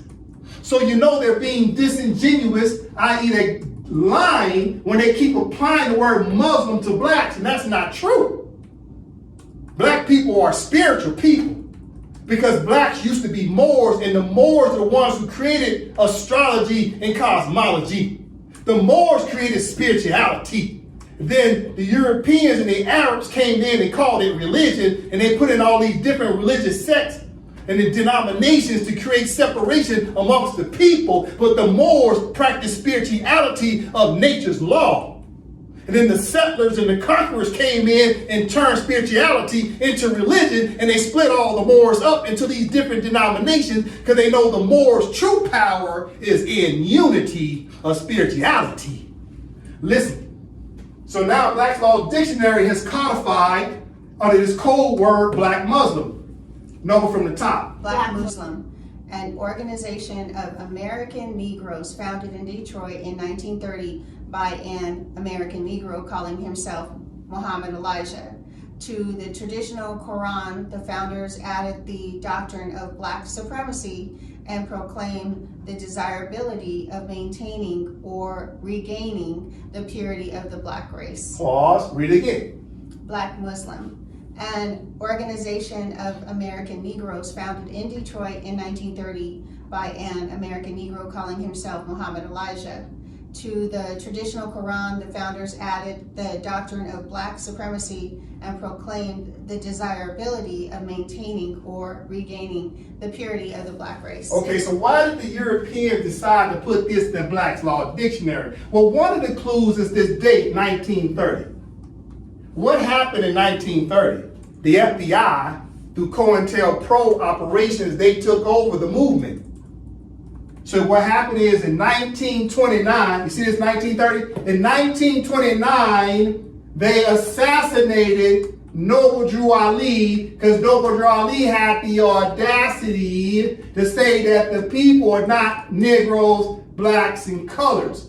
Noble Drew Ali had the audacity to publicly tell his people that they were descendants of Moroccans. You see? So they killed Noble Drew Ali in 1929. Then in 1930, here comes the FBI, and they create what's commonly known as the Black Muslim organizations. Because it was the job of Elijah Muhammad and Fard Muhammad and Louis Farrakhan to come out and keep telling everybody they're black. And they knew the word black had no meaning in law. So every time Louis Farrakhan told you that you was black, Louis Farrakhan knew the whole time the judges did not have to respect you being black, Negro, or color. Elijah Muhammad knew this too because Elijah Muhammad learned from Fard Muhammad. Fard Muhammad learned from Noble Drew Ali. Noble Drew Ali told everybody they're not Negro, black, and colored, so he gets killed, and all of a sudden Fard Muhammad is taking over the show and calling everybody what? Negroes and blacks, and Noble Drew Ali said we're not Negroes and blacks. And guess who's supporting Noble Drew Ali in the year 2026? I'll show you who's supporting Noble Drew Ali. The United States Supreme Court just said there's no such thing as black people. The United States Supreme Court ruled against the Voting Rights Act and said there's no such thing as Negroes, blacks, and coloreds. Noble Drawley was correct. But what's happening is nobody is saying they're Moroccans. This is the part they're leaving out about Noble Drawley. He told you was not Negro, black, and colored. He said that was the problem. Then he said, what was the solution? That you're Moroccans. And you know what happened? Then the FBI came in and took over the Moorish Science Temple and told the Moorish Science Temple Grand Sheiks, you better not go out there and tell people you're Moroccans.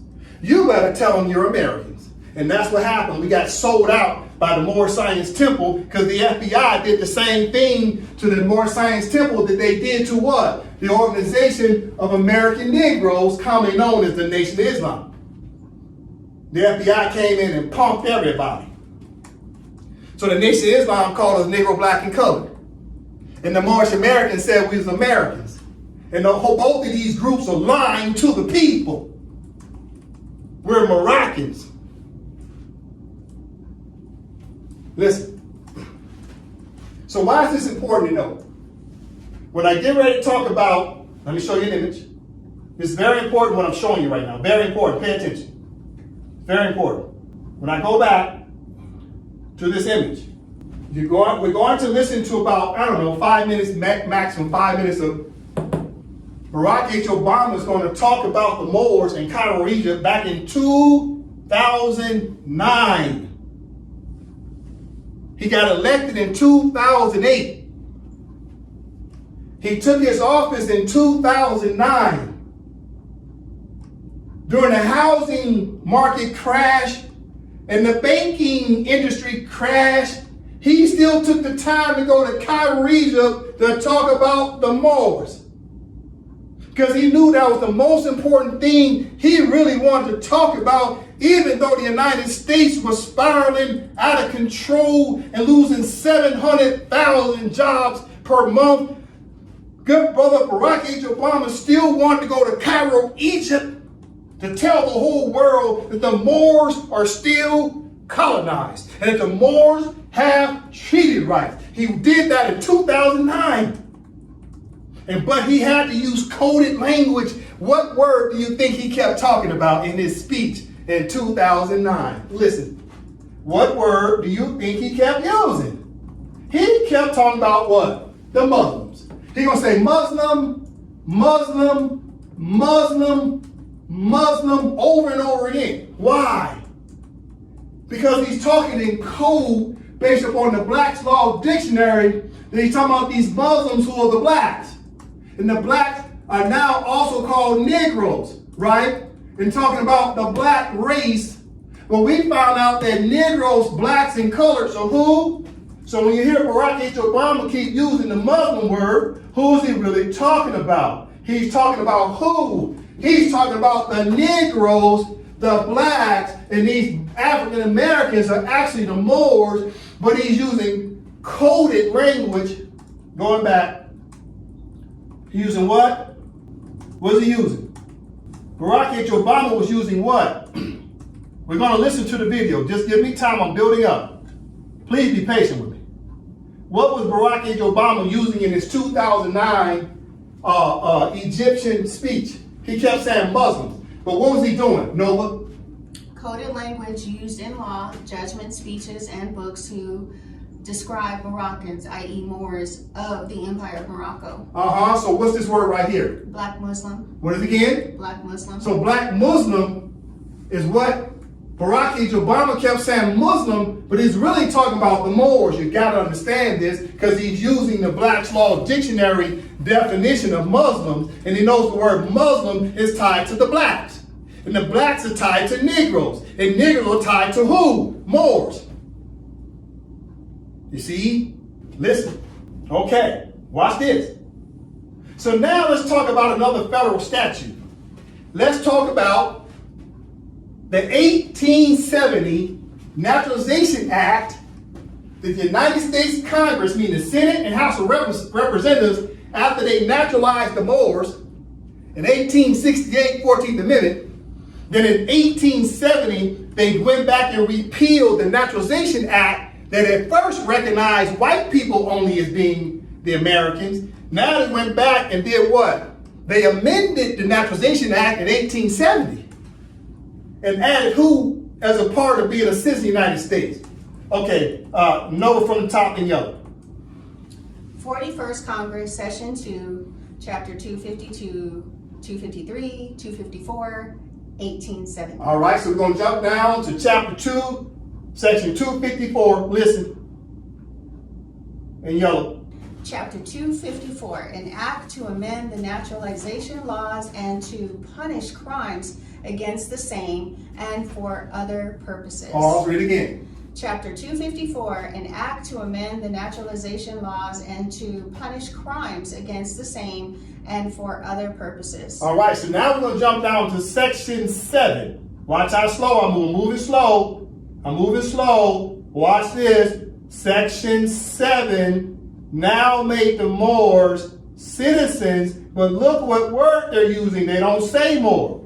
Look what word they're using. Okay, Nova. Section 7, and be it further enacted that the naturalization laws are hereby extended to aliens of African nativity and to persons of African descent, approved on July 14th of 1870. Again. Section 7, and be it further enacted that the naturalization laws are hereby extended to aliens of African nativity and to persons of African descent, approved July 14th of 1870. So the United States decided to naturalize the Moors.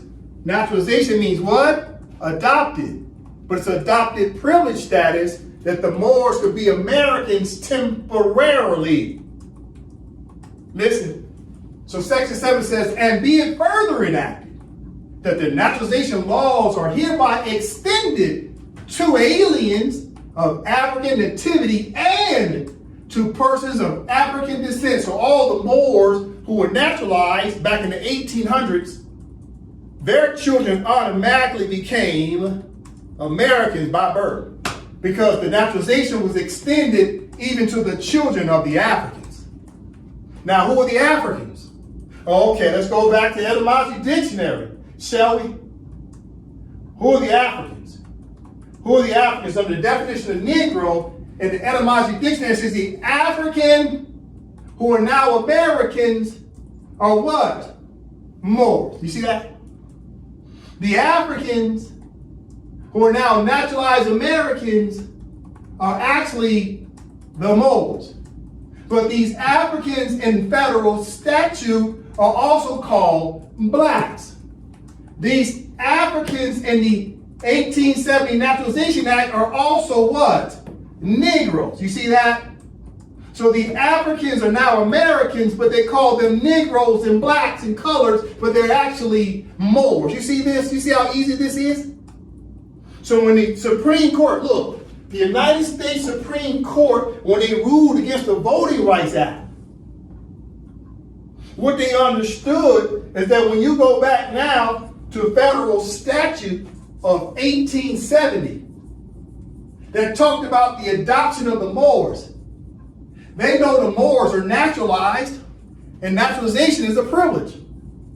And it's temporary until when? Until the Moors decide to pledge their allegiance to the Empire of Morocco. So what the Supreme Court did was made it tough on the blackamoors to be American citizens, because the Supreme Court is forcing the blackamoors who are now Americans, the blackamoors, listen, the blackamoors, watch, the blackamoors who go in the Black Caucus, who are also Negroes, who also call themselves African Americans, but the Supreme Court is forcing these African Americans to go back to be Moors. You see that? In other words, they want the Naturalization Act to be temporary. They want to take it away. But they can't because they adopted the Moors. And under an open adoption, the adopting family has to continue to protect the adopted child until that child becomes an adult, and then that adult can choose what household it wants to live under. So it's trying to tell these adult blackamoors, do you want to remain being adopted Americans, or do you want to go back to your original jurisdiction, Empire of Morocco, and pledge allegiance to your original mother, was the Empire of Morocco? So what the Supreme Court did said, you know, these black people are procrastinators. And since we didn't teach them how to read law, they don't understand their obligations to the law. You see that? So since the white man didn't do a good job teaching the black man the law, and the Stephen Candys of Candyland didn't teach the field Negro about the law, now the Supreme Court has no choice but to force these ignorant black people that don't know that color and black ain't recognized in the court. They have to set up a roadblock, a detour, and start pushing the blackamoors towards the Empire of Morocco. Why is that? Okay, let's read the law. What is it the Supreme Court knows? Listen. What is it that the Supreme Court knows that don't nobody want to tell these black people? Okay, hold on. I got you. Stay right there. You see right here? The Supreme Court knows about this treaty that was written in 1880 for the blackamoors. It's for the Moors who were naturalized in 1868. So the Moors were naturalized in 1868. And then the Naturalization Act said the Africans could be citizens of the United States through naturalization in 1870. And then 10 years later, in 1880, the United States of America was given full permission through a treaty with the Sultan of the Empire of Morocco to say these Moors had every right to pledge their allegiance to the Empire of Morocco and no longer be naturalized. That's the reason why you go down to what? Article what? Article 15, right? Let's go down to it. This is what the Supreme Court knows, and they don't want to tell you. They're being disingenuous as to why the conservative judges ruled against the Voting Rights Act, because the conservative judges know that the blackamoors are supposed to go pledge their allegiance to the Empire of Morocco, or they got to remain as adopted third-class Americans. Know it from the top. Treaty Madrid of 1880. What does it say at the top? Right of protection in Morocco, July 3rd of 1880. Read it in. Right of protection in Morocco, July 3rd of 1880. So the United States of America got these blackamoors under what status? Protections. People call themselves Negro, blacks, and colors under protections because you've been adopted. And the Conservative Party, and who else? The white supremacists, and who else?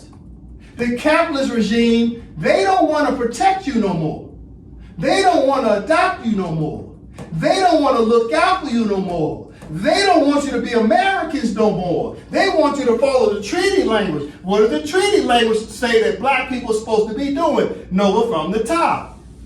Right of protection in Morocco, July 3rd of 1880, Article 15. Any subject of Morocco who has been naturalized in a foreign country and who shall return to Morocco shall, after having remained for a length of time equal to that which shall have been regularly necessary for him to obtain such naturalization, choose between entire submission to the laws of the empire and the obligation to quit Morocco, unless it shall be proved that his naturalization in a foreign country was obtained with the consent of the government of Morocco. Pause. So the Supreme Court justices, especially the conservative ones, stay right there. I got you. Bang. The conservative judges, which is Roberts, Alito, right? Kavanaugh, Gorsuch, and Barrett. And let's not forget Clarence Thomas. Yeah. You too, Clarence. Uncle Ruckus. Yeah, you too, Uncle Ruckus. 1, 2, 3, 4, 5, 6. All 6 of them, including the Democratic judges, right? You got the Puerto Rican Justice Sotomayor. Then you've got who else? Kagan and Jackson. That's a total of 9. All 9 of them know about these treaties because the Supreme Court, right, under Article 3 of the Constitution, the Supreme Court under Article 3 of the Constitution of the United States says the Supreme Court has the original jurisdiction. The Supreme Court has all powers over all judges, which means they have to know the laws of the United States. And Article 6 of the Constitution of the United States said the treaty is the supreme law of the land and the judges are bound thereby. And anything to the contrary is notwithstanding. So all these judges, they know about the Treaty of Madrid. And they know it was the black Moors' responsibility to go and pledge their allegiance back to the Empire of Morocco. But what was the problem? There hasn't been a government of the Empire of Morocco between the year 1956 all the way to the year 2024. So from 1956 to 2024, the Supreme Court had to make sure the black Moors had what? Protections under the law. And these conservative judges know that the Empire of Morocco has declared its independence. And there's the obligations under the treaties that these judges are bound to enforce the treaty language. And they saying, you black Moors, the United States Supreme Court said black Moors need to go back and pledge their allegiance to the Empire of Morocco. Listen, back to the treaty, Treaty of Madrid. The judges of the Supreme Court knows under Article 15 Treaty of Madrid that the black people, Negroes and colors who are actually more supposed to follow this treaty. This is why the Supreme Court's ruling against the voting rights. They say the game's over, buddy. Either you're going to be Americans or you're going to be Moroccans, but we're not playing this colored and Negro game no more. It's over. The Empire of Morocco has a government for you to go and pledge your allegiance to. Stay right there. I got you. Bam. Go to the website. The website is eomgov.com for the Empire of Morocco. And there's the national flag of the Empire of Morocco. According to the Treaty of Madrid, it represents the empire. And the chief justices of the court know this. They know we have a head of state. We're self-governing. Right here it says what? Know from the top. Kendon Bey, the second Sultan of the Empire of Morocco since 1956. The head of state took his oath on November 11th of 2025.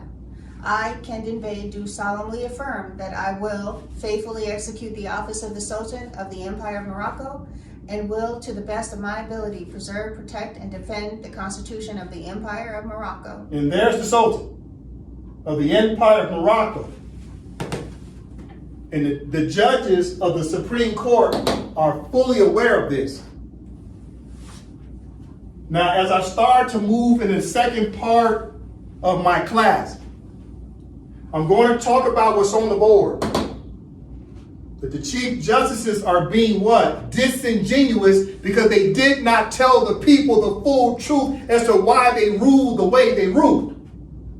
And then the parties that was in front of the court also did not disclose the fact of why there was a complainant and a respondent. Nobody wanted to tell the truth about what's in the definition of these words, that the blacks are actually Moors. That the Empire of Morocco has declared its independence, thus made the judges use this word called contemporaneous. We're going to talk about it today. The judges who are applying this word called contemporaneous as I move into the second part of my class. The third part of my class will be about Barack H. Obama and Rahm Emanuel, just to let you know. Then I'll wrap up. Long class tonight. But I want to move on past this subject matter because I want to get back to talking about solutions, which is decolonization. And I can't talk about decolonization because I got to tell these black people they ain't black first. Then I can get back to decolonization. Listen, on the Empire of Morocco's website, you will see, when you first go to it, you'll scroll down, you're going to see these three boxes. Okay? You'll see three boxes off the top. Okay? The first box is about colonialism, right, and naturalization regarding the Treaty of Madrid of 1880. Okay? The second box you'll click on is about the Declaration of Independence of decolonization. So the Empire of Morocco declared its independence. And the third box is about the Constitution regarding sovereignty. Okay? So when you click, right, you click on the Declaration of Independence, this is what the Supreme Court knows has happened under contemporaneous. Okay? Now watch, I'm going to click on it. Click. Okay. All right, it's about 2 pages. We're going to read it. It's going to be a long day. Let's get started.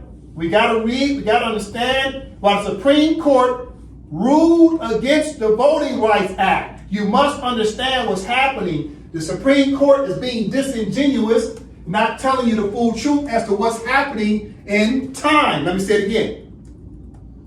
In time. Let's take it to the board. From the top it says, the United States Supreme Court applied the application of the term contemporaneous. We'll go over that definition. We'll look up the definition of contemporaneous. So let's go take it from the top. The United States Supreme Court applied the application of the term contemporaneous to their review of Section 2 of the Voting Rights Act of 1965 in causal relationship with the timing of the past and present clauses of the Constitution, federal statutes, and all treaties made with the Sultan of the Empire of Morocco and the Declaration of Independence of the Empire of Morocco. Let me read it again.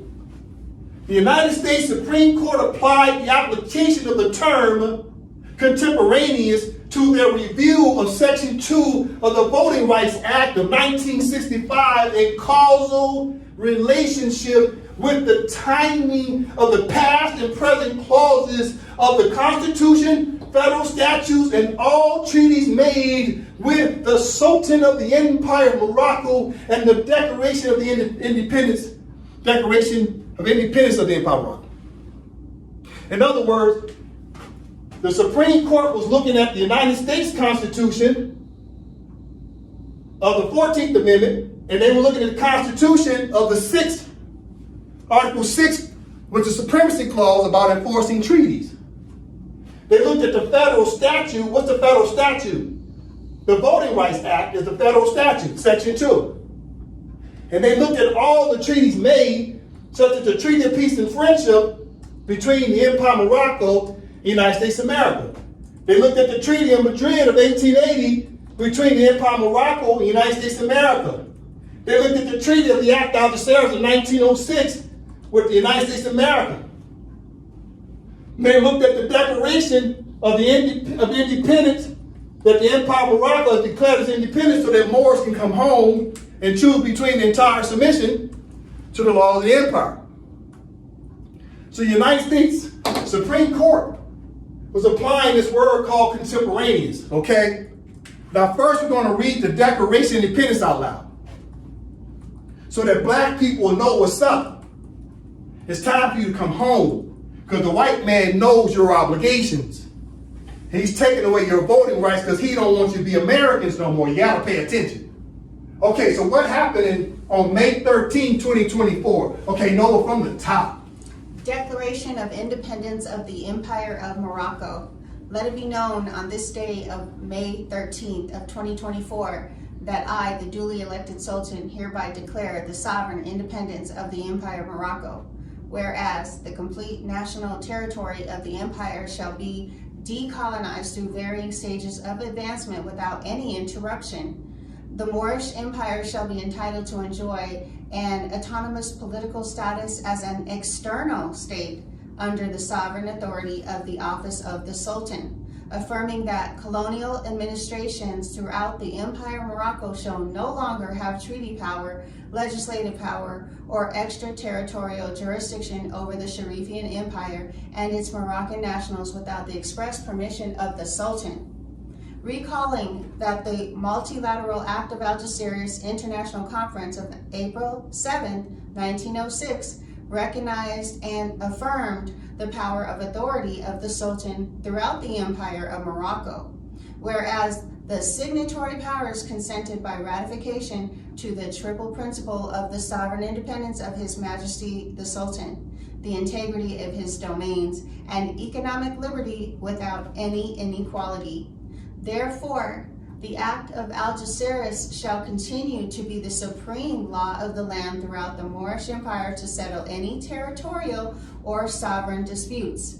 Moreover, Let it be known that any subject of Morocco can renounce their naturalized status from foreign countries and federal governments per Article 15 of the Madrid Convention of July 3rd of 1880. Whereas the Moors have a human right to choose between the entire submission to the laws of the empire by application and acceptance by the Moorish government. The Moorish administration shall adhere to a modern constitution in the ancient land of the Moors. The constitution shall be known as the Empire of Morocco to serve as the organic will of the indigenous Moroccan people. The constitutional powers of the interdependent three branches shall constitute the core principles of the Moroccan nationals in harmony with our institutional act. Whereas the Declaration of Independence and the enactment of the expressed Constitution shall preserve our collective sovereignty, integrity, and prosperity through an organized dual society. It is important to note that the last known Sultan of Morocco and the centralized government of the empire were abandoned in 1956 by the French government and Mohammed V by the dissolution of the Treaty of Fez, recalling that Mohammed V became king of a new modern Oudi Posadatus territory to be known as the Kingdom of Morocco in 1956. However, the high contracting party to the various Moorish treaties is the Empire of Morocco, and its legal personality shall preserve its distinct political status as a sovereign independent state. As the Sultan of Morocco, I declare that all other Moroccan territories are inferior to the Sharifian Empire. I further recognize that the naturalized Moors have always been the true heirs and successors to the sovereign administration of Morocco before any foreigners settled in the Moorish Empire. Anything contrary is notwithstanding per centuries of law and history. Furthermore, it is important to also note that the Treaty of Fez set forth certain obligations for the French Republic to assist the Moorish government to be the administrative authority and the judicial power throughout the Sharifian Empire. However, the French government denied the Moors their treaty rights to establish a new regime under the sovereignty of the Sultan, per the provisions of the Act of Algeciras in 1906 and the Treaty of Fez of 1912. The French Republic's denial of the Moors' treaty rights has caused the Moors to remain colonized and naturalized by the signatory powers. This cause of inaction has led to the Moors' continued naturalized status under the civil and criminal jurisdiction of self-interested foreign colonists in Morocco. I'm convinced that the Moors are entitled to seek redress for any internationally wrongful acts constituted by colonists and obstructionists. Nevertheless, in closing, let it be known that the Empire of Morocco, the office of Sultan, and the Moorish government shall seek friendly diplomatic relations with all nations of the earth, recalling the Act of Algeciras of 1906, the Covenant of the League of Nations of 1920, and the Charter of the United Nations of 1945 were all created to establish reforms and of peace and security throughout the world. The Empire of Morocco shall play a significant part in resolving problems by means of political reforms, whereas the Act of Algeciras recognizes the legislative power and the adjudicative power of the Moorish government's original jurisdiction in matters of disputes between the states of the Sultan of Morocco.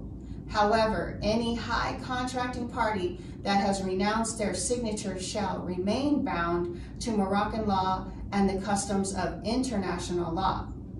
Whereas I, the Sultan of Morocco, shall reign in the order of chaos that has plagued the Charter of the United Nations members and all other peace-loving nations. I hereby give my unwavering support to assist the Secretary General and the General Assembly in instituting political reforms to prevent disputes and punish bad actors. Whereas the Moorish Consular Court, the International Court of Justice, and the International Criminal Court shall be respected and protected by the Moorish Empire. The Empire of Morocco shall become a beacon of trust and equal partnership with all nations, both small and large. The Sharifian Empire shall seek immediate diplomatic relations with the colonial administrations which have assumed the responsibility over trust territories, non-self-governing territories, and naturalized Moors. Lastly, the European states, the Arab states, and the Moorish government must find a way to cohabitate as good neighbors in the Empire of Morocco. All right, thank you. So that was the Declaration of Independence, right? And this is what the Supreme Court is perfectly aware of, okay? The Supreme Court, the United States Supreme Court knows that the Empire of Morocco has declared its independence. And it knows now that the Empire of Morocco is enforcing its treaties. So the Supreme Court is using this word called contemporaneous, because contemporaneous is tied to this word called timing. It's very important for black people to understand this, that the Supreme Court is using timing. Time, right?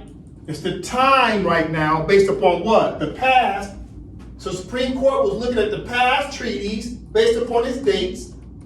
And the Supreme Court was looking at the past federal statutes commonly known as the Voting Rights Act of 1965. Right? And they were looking at their Constitution regarding the 14th Amendment of 1868. And they were looking at the 1870 Naturalization Act that made Africans citizens, including their children. So the Supreme Court were looking at the past laws, and they were looking at the present timing, the present what? Present timing, that the fact that the Empire of Morocco has declared its independence, right? The Empire of Morocco declared the Declaration of Independence. So the Supreme Court was being disingenuous by not putting all these things, this was commonly known as what? Circumstantial evidence. The circumstantial evidence was all the laws that the Supreme Court was looking at. So they were being disingenuous by not telling all the American people that the Moors have declared their independence and the Moors are the true original sovereigns of this land. This is the Moors' homeland. This is the Moorish Empire. This is the Empire of Morocco before there was ever a United States of America.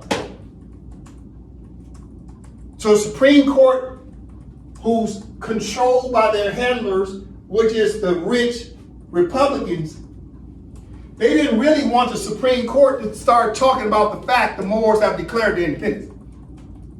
So Supreme Court judges had to take it on the chin that everybody blamed them for being racist. But the Supreme Court justices had an obligation to, first of all, not recognize anybody that called themselves colored. Then they had a responsibility to look at all the laws that were made, and the most important laws is what? Treaties. And they knew the Moors were enforcing the treaties, so the Supreme Court is now forcing black Moors to go pledge their allegiance. You see? Now let's look up the word contemporaneous, because we're in the second part of my class. There will be a third part in this same class to talk about Barack H. Obama. I don't care if we'll be here for 4 hours. You need to pay attention, black people, because you ain't black. Listen, okay, let's go back to these words I was telling black people about, because you got to go study. Stop running your damn mouth. Stop marching and praying. Start opening up the damn Black's Law Dictionary and read some words. Read about law. Okay, we got to learn about this word contemporaneous. Because contemporaneous, right, is a legal term because they're very concerned about the Moors. So they're applying this contemporaneous legal reasoning, okay, commonly known as interpretations or explanations. Okay, listen, okay. All right, so this is Black's Law Dictionary, 4th edition. We're going to learn about contemporaneous, okay? But before we look up Black's Law Dictionary definition of contemporaneous, let's look up a regular definition. Hold on. Okay, Nova, let's look up just a regular general definition, okay? All right, Nova from the top. In legal terms, contemporaneous refers to events, actions, or documentation that occur at the same time or very close in time to another event, ensuring reliability and accuracy in legal proceedings. Pause, read it again. In legal terms, contemporaneous refers to events, actions, or documentation that occur at the same time or very close in time to another event, ensuring reliability and accuracy in legal proceedings. Okay, so what's happening around the same time that the United States is going through voting? What happened? It was the Declaration of Independence of the Empire of Morocco. So in the contemporaneous, which means time, because you see tempo, T-E-M-P-O, tempo means time. So I'll read again. In legal terms, contemporaneous, which means timing, refers to events, actions, or documentation that occur at the same time or very close in time to another event, ensuring reliability and accuracy in legal proceedings. So the United States Supreme Court knows in timing the timing of the Declaration of Independence of the Empire of Morocco, calls the Supreme Court to think about, okay, what happened with these past treaties and naturalization acts as it's affecting now the present. Because in presently speaking, these Moors have now said the blacks can come home and pledge allegiance and vote for Moroccans. That these blacks don't need to be voting for Democrats. They can go vote for Moroccans. So the Supreme Court said, time out. Let's take a time out. Based in timing, let's take a time out. Let's take a time out. Timing, let's take a time out. Are we going to continue to let blackamoors vote as if they're American citizens because we did adopt them, and which means adoption means naturalization, and naturalization means a privilege? Time out. Maybe we should tell these black people, time out, we should tell black people that they got a right to choose between entire submission to the laws of the empire instead of voting for a Democrat. Maybe we should tell them they can go vote for a Moroccan in the Empire of Morocco. Time out. So Supreme Court justices are saying, well, how do we say this to the complainant? How do we say this to the respondent? How do we say this to the United States of America without seeming political? They didn't want to be political. They wanted to stick to the legal questions in front of them. Nobody posed to the court the question about the Moroccan question. Nobody said nothing about the Moors to the Supreme Court. So the Supreme Court turned around and they knew that everything of the arguments of Louisiana and Texas, etc., all the officials of Louisiana and Texas and the southern states were saying, we are aware that these Moors are decolonized. Time out. And we are aware that these Moors got a right and go vote for Moroccans. Time out. That these black people, first of all, aren't even recognized by the judges because they say they're black in color, and the judge is not supposed to be recognizing them as having rights. The judge is supposed to be recognizing blacks and Negroes and African Americans as having privileges. And now these blacks, Negroes, and colors have a right to go pledge their allegiance to the Empire of Morocco to be Moroccans instead of them voting for Democrats. Time out. So the Supreme Court is going through it. They're saying, what do we do? The claimant is saying, don't let these black people vote. When you know damn well they're supposed to be following the instructions of what? The Treaty of Madrid. Stay right there, I got you.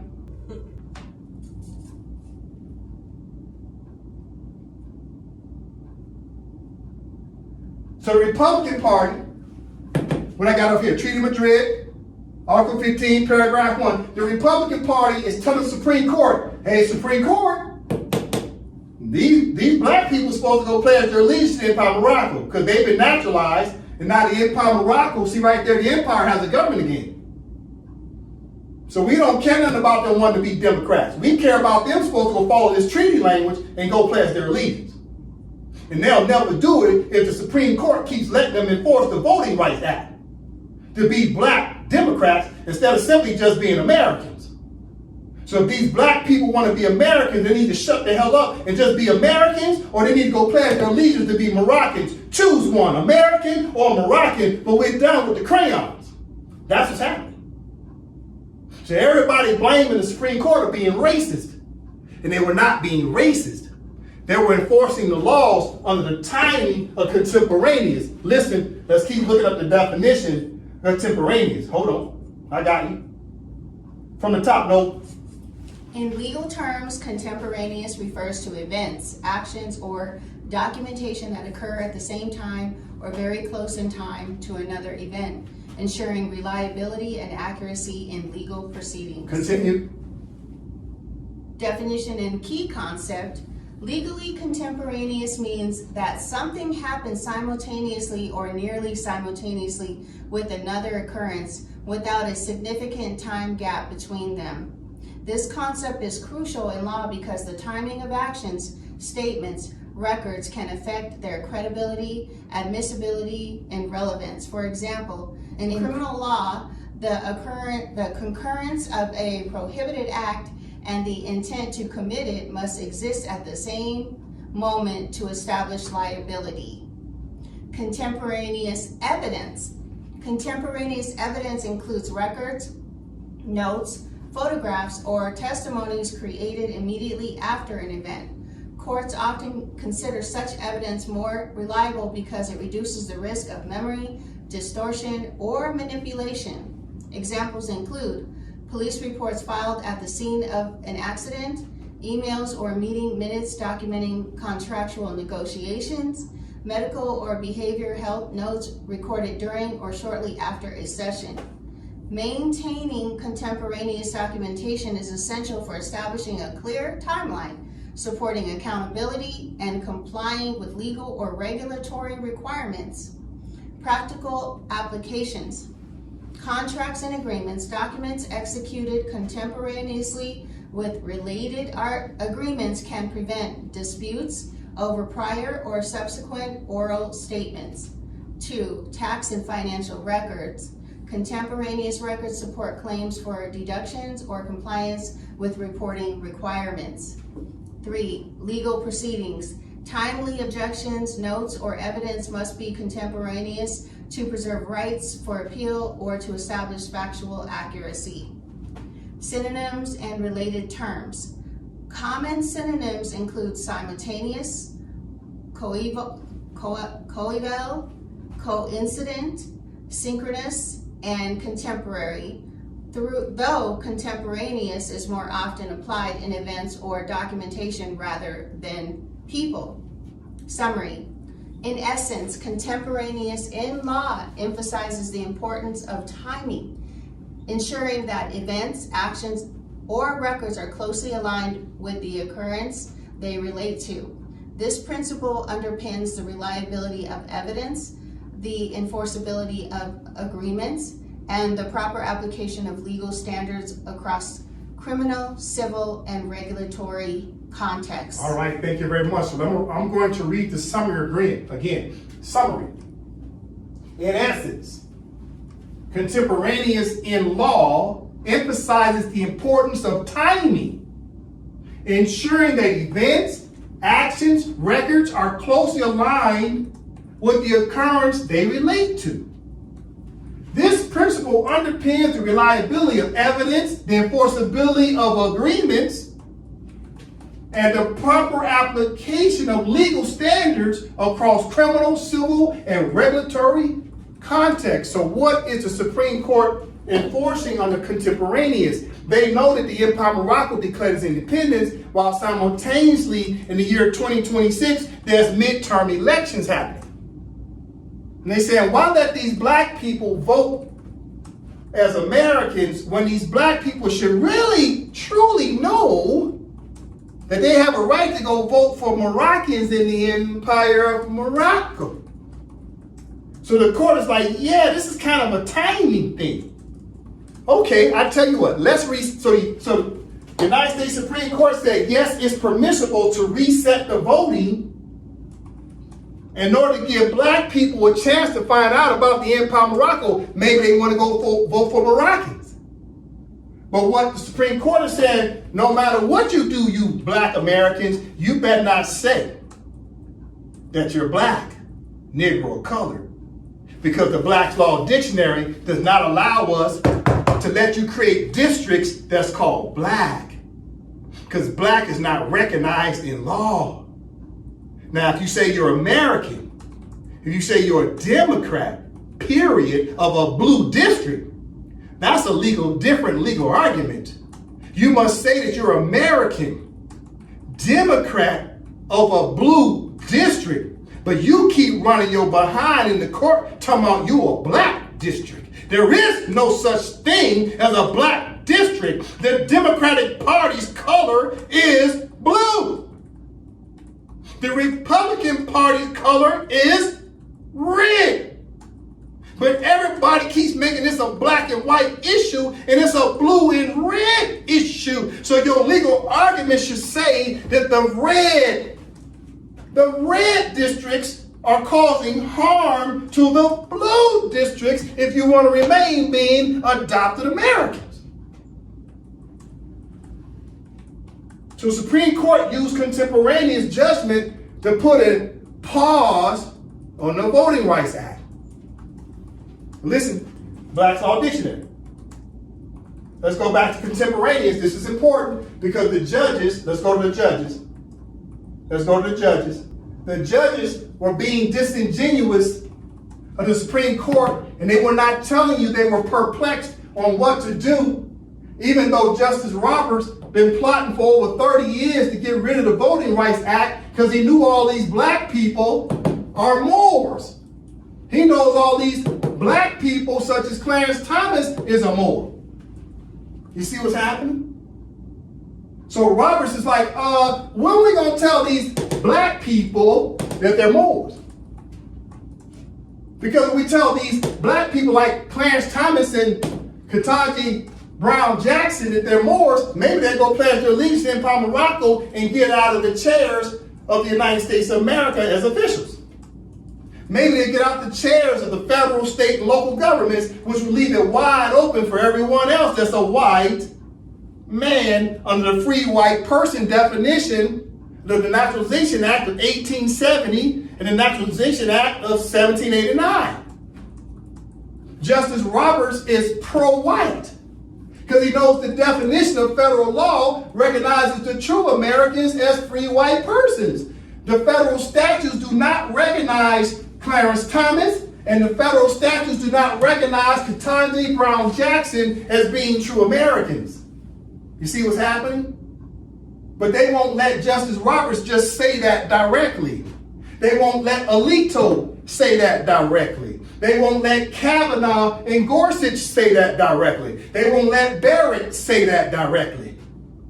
So now they got to take it on the chin and make it look like they racist, when the reality is they should have just been straightforward and told the truth. But the question regarding the Moroccan question or the Moors question was not in front of them. So it's all disguised under Negroes, blacks, and colors. And they rejected that premise.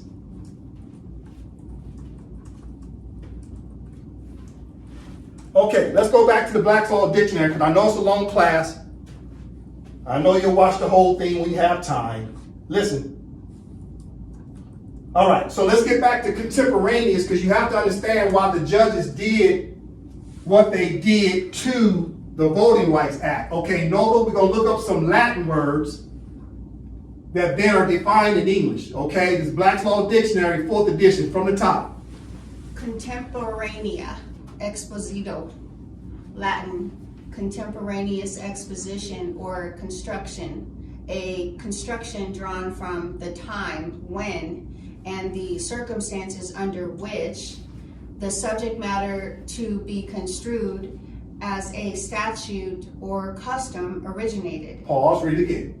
Contemporanea exposito, Latin, contemporaneous exposition, or construction, a construction drawn from the time when and the circumstances under which the subject matter to be construed as a statute or custom originated. Okay, so what if we know a little bit about contemporaneous, right? We know we're dealing with time where the judges are looking at several things in the past and they're looking at the present laws to try to determine what do they do. Is these things temporary or are they permanent? You see? So they made a decision to say, well, the Voting Rights Act was really for privileges, and those privileges should come to an end because these black Moors can go back and pledge their allegiance. But what's this word exposition? Okay, what's exposition mean? Just a moment, I got it. Number from the top. Legal definition of exposition. In law, exposition refers to the explanation or interpretation of a written text, statute, or legal instrument. The process of declaring what the words mean rather than inferring meaning from surrounding circumstances or conduct. It is the act of laying open the sense or meaning of a legal document, statute, or enactment, and is often used in other legal literature when courts or commentators describe how a document, contract, or law is to be read and understood. Pause, take it from the top.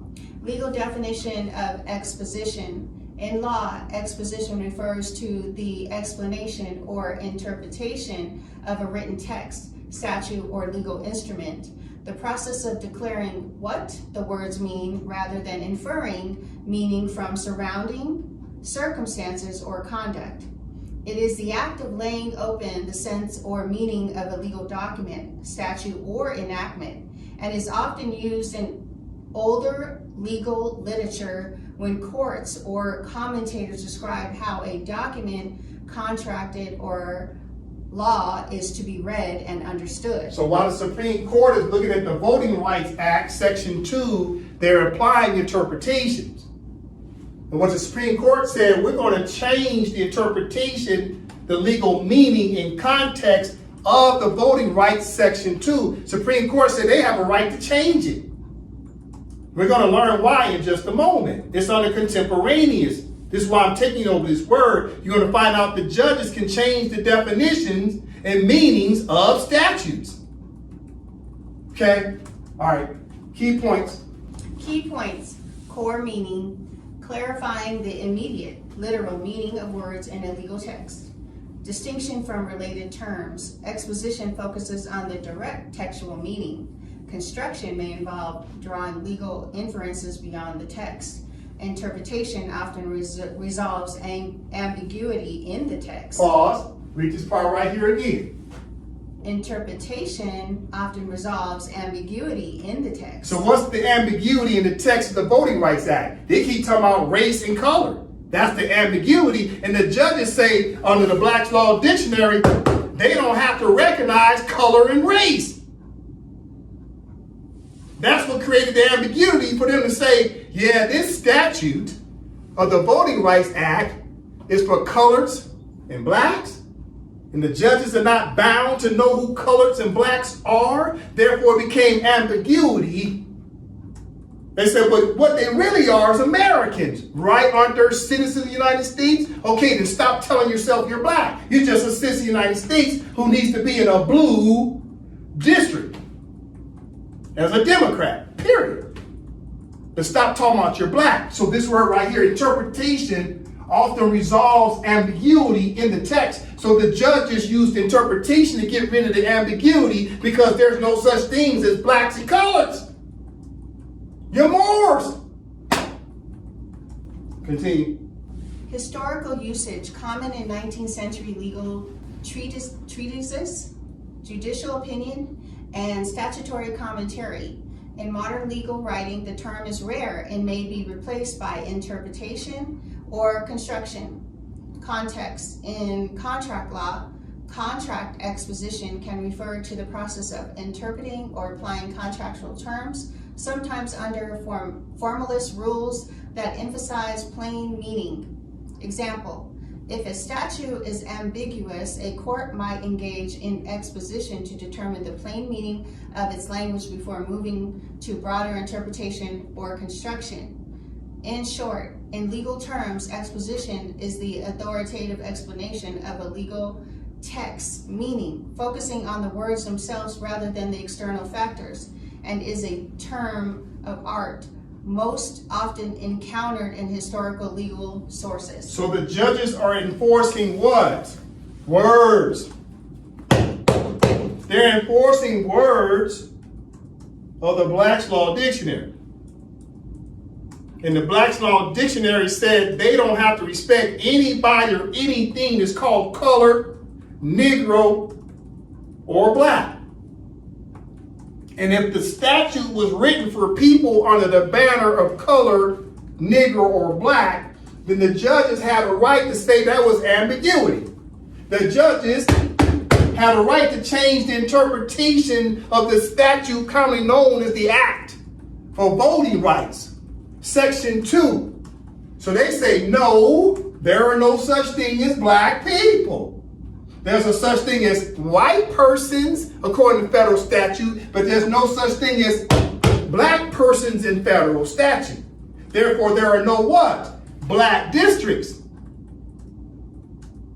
There's no colored districts. There's no African American districts. So the judges took it upon themselves to use an interpretation under the word contemporaneous, because contemporaneous deals with timing of things that's in the past and present. And they were enforcing the Constitution, federal statutes, and all treaties made because they knew on the contemporaneous was dealing with timing that the Sultan of the Empire of Morocco had declared the independence on behalf of the Moors. And the Moors are adopted Americans of the United States that are holding federal, state, and local and municipal government jobs. And the true Americans, which is the free white persons, they want those damn office chairs back. And they're trying to tell these people who like to call themselves crayons to go home and be a black Moroccan. But you ain't gonna be a black American no more. They don't want to adopt you no more. Listen. Let's go back to the definition. All right, so Noah from the top, Black's Law Dictionary. Contemporanea, exposito, Latin, contemporaneous exposition or construction, a construction drawn from the time when and the circumstances under which the subject matter to be construed as a statute or custom originated. Contemporanea exposito est optima et fortissima in legi. Contemporaneous exposition is the best and strongest in the law.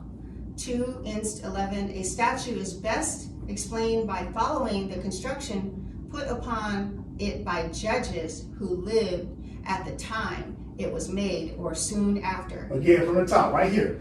Contemporanea exposito est optima et fortissima in legi. Contemporaneous exposition is the best and strongest in law. A statute is best explained by following the construction put upon it by judges who lived at the time it was made or soon after. So the judges get to make the decision regarding what? Interpretation of the word exposition. Because exposition is tied to time, and time is tied to the word contemporaneous, and the judges get to make the determination of the interpretations of law. They can change the definition of words. And that's what they did through the Supreme Court. They said, no, we're changing the interpretation and definition of the Voting Rights Act, Section 2, to say this ain't got nothing to do with no colors and black, because ain't no such thing as colors and black. No, your district is blue. It ain't black.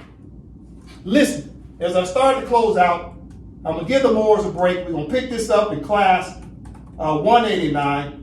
Okay? In class 189, we're going to talk about Barack H. Obama and Rahm Emanuel, so I can show you that Barack H. Obama tried to tell you that you're a Moor. Okay? Now, as I close out, What are your decisions? All you black people out there, you got 4 basic decisions. You can pledge your allegiance to Empire of Morocco. You can pledge your allegiance to the King of Morocco. You can remain naturalized with the USA and the KKK, or you can go pledge your allegiance to the Cherokee Nation. And that's it. I end with that. Islam.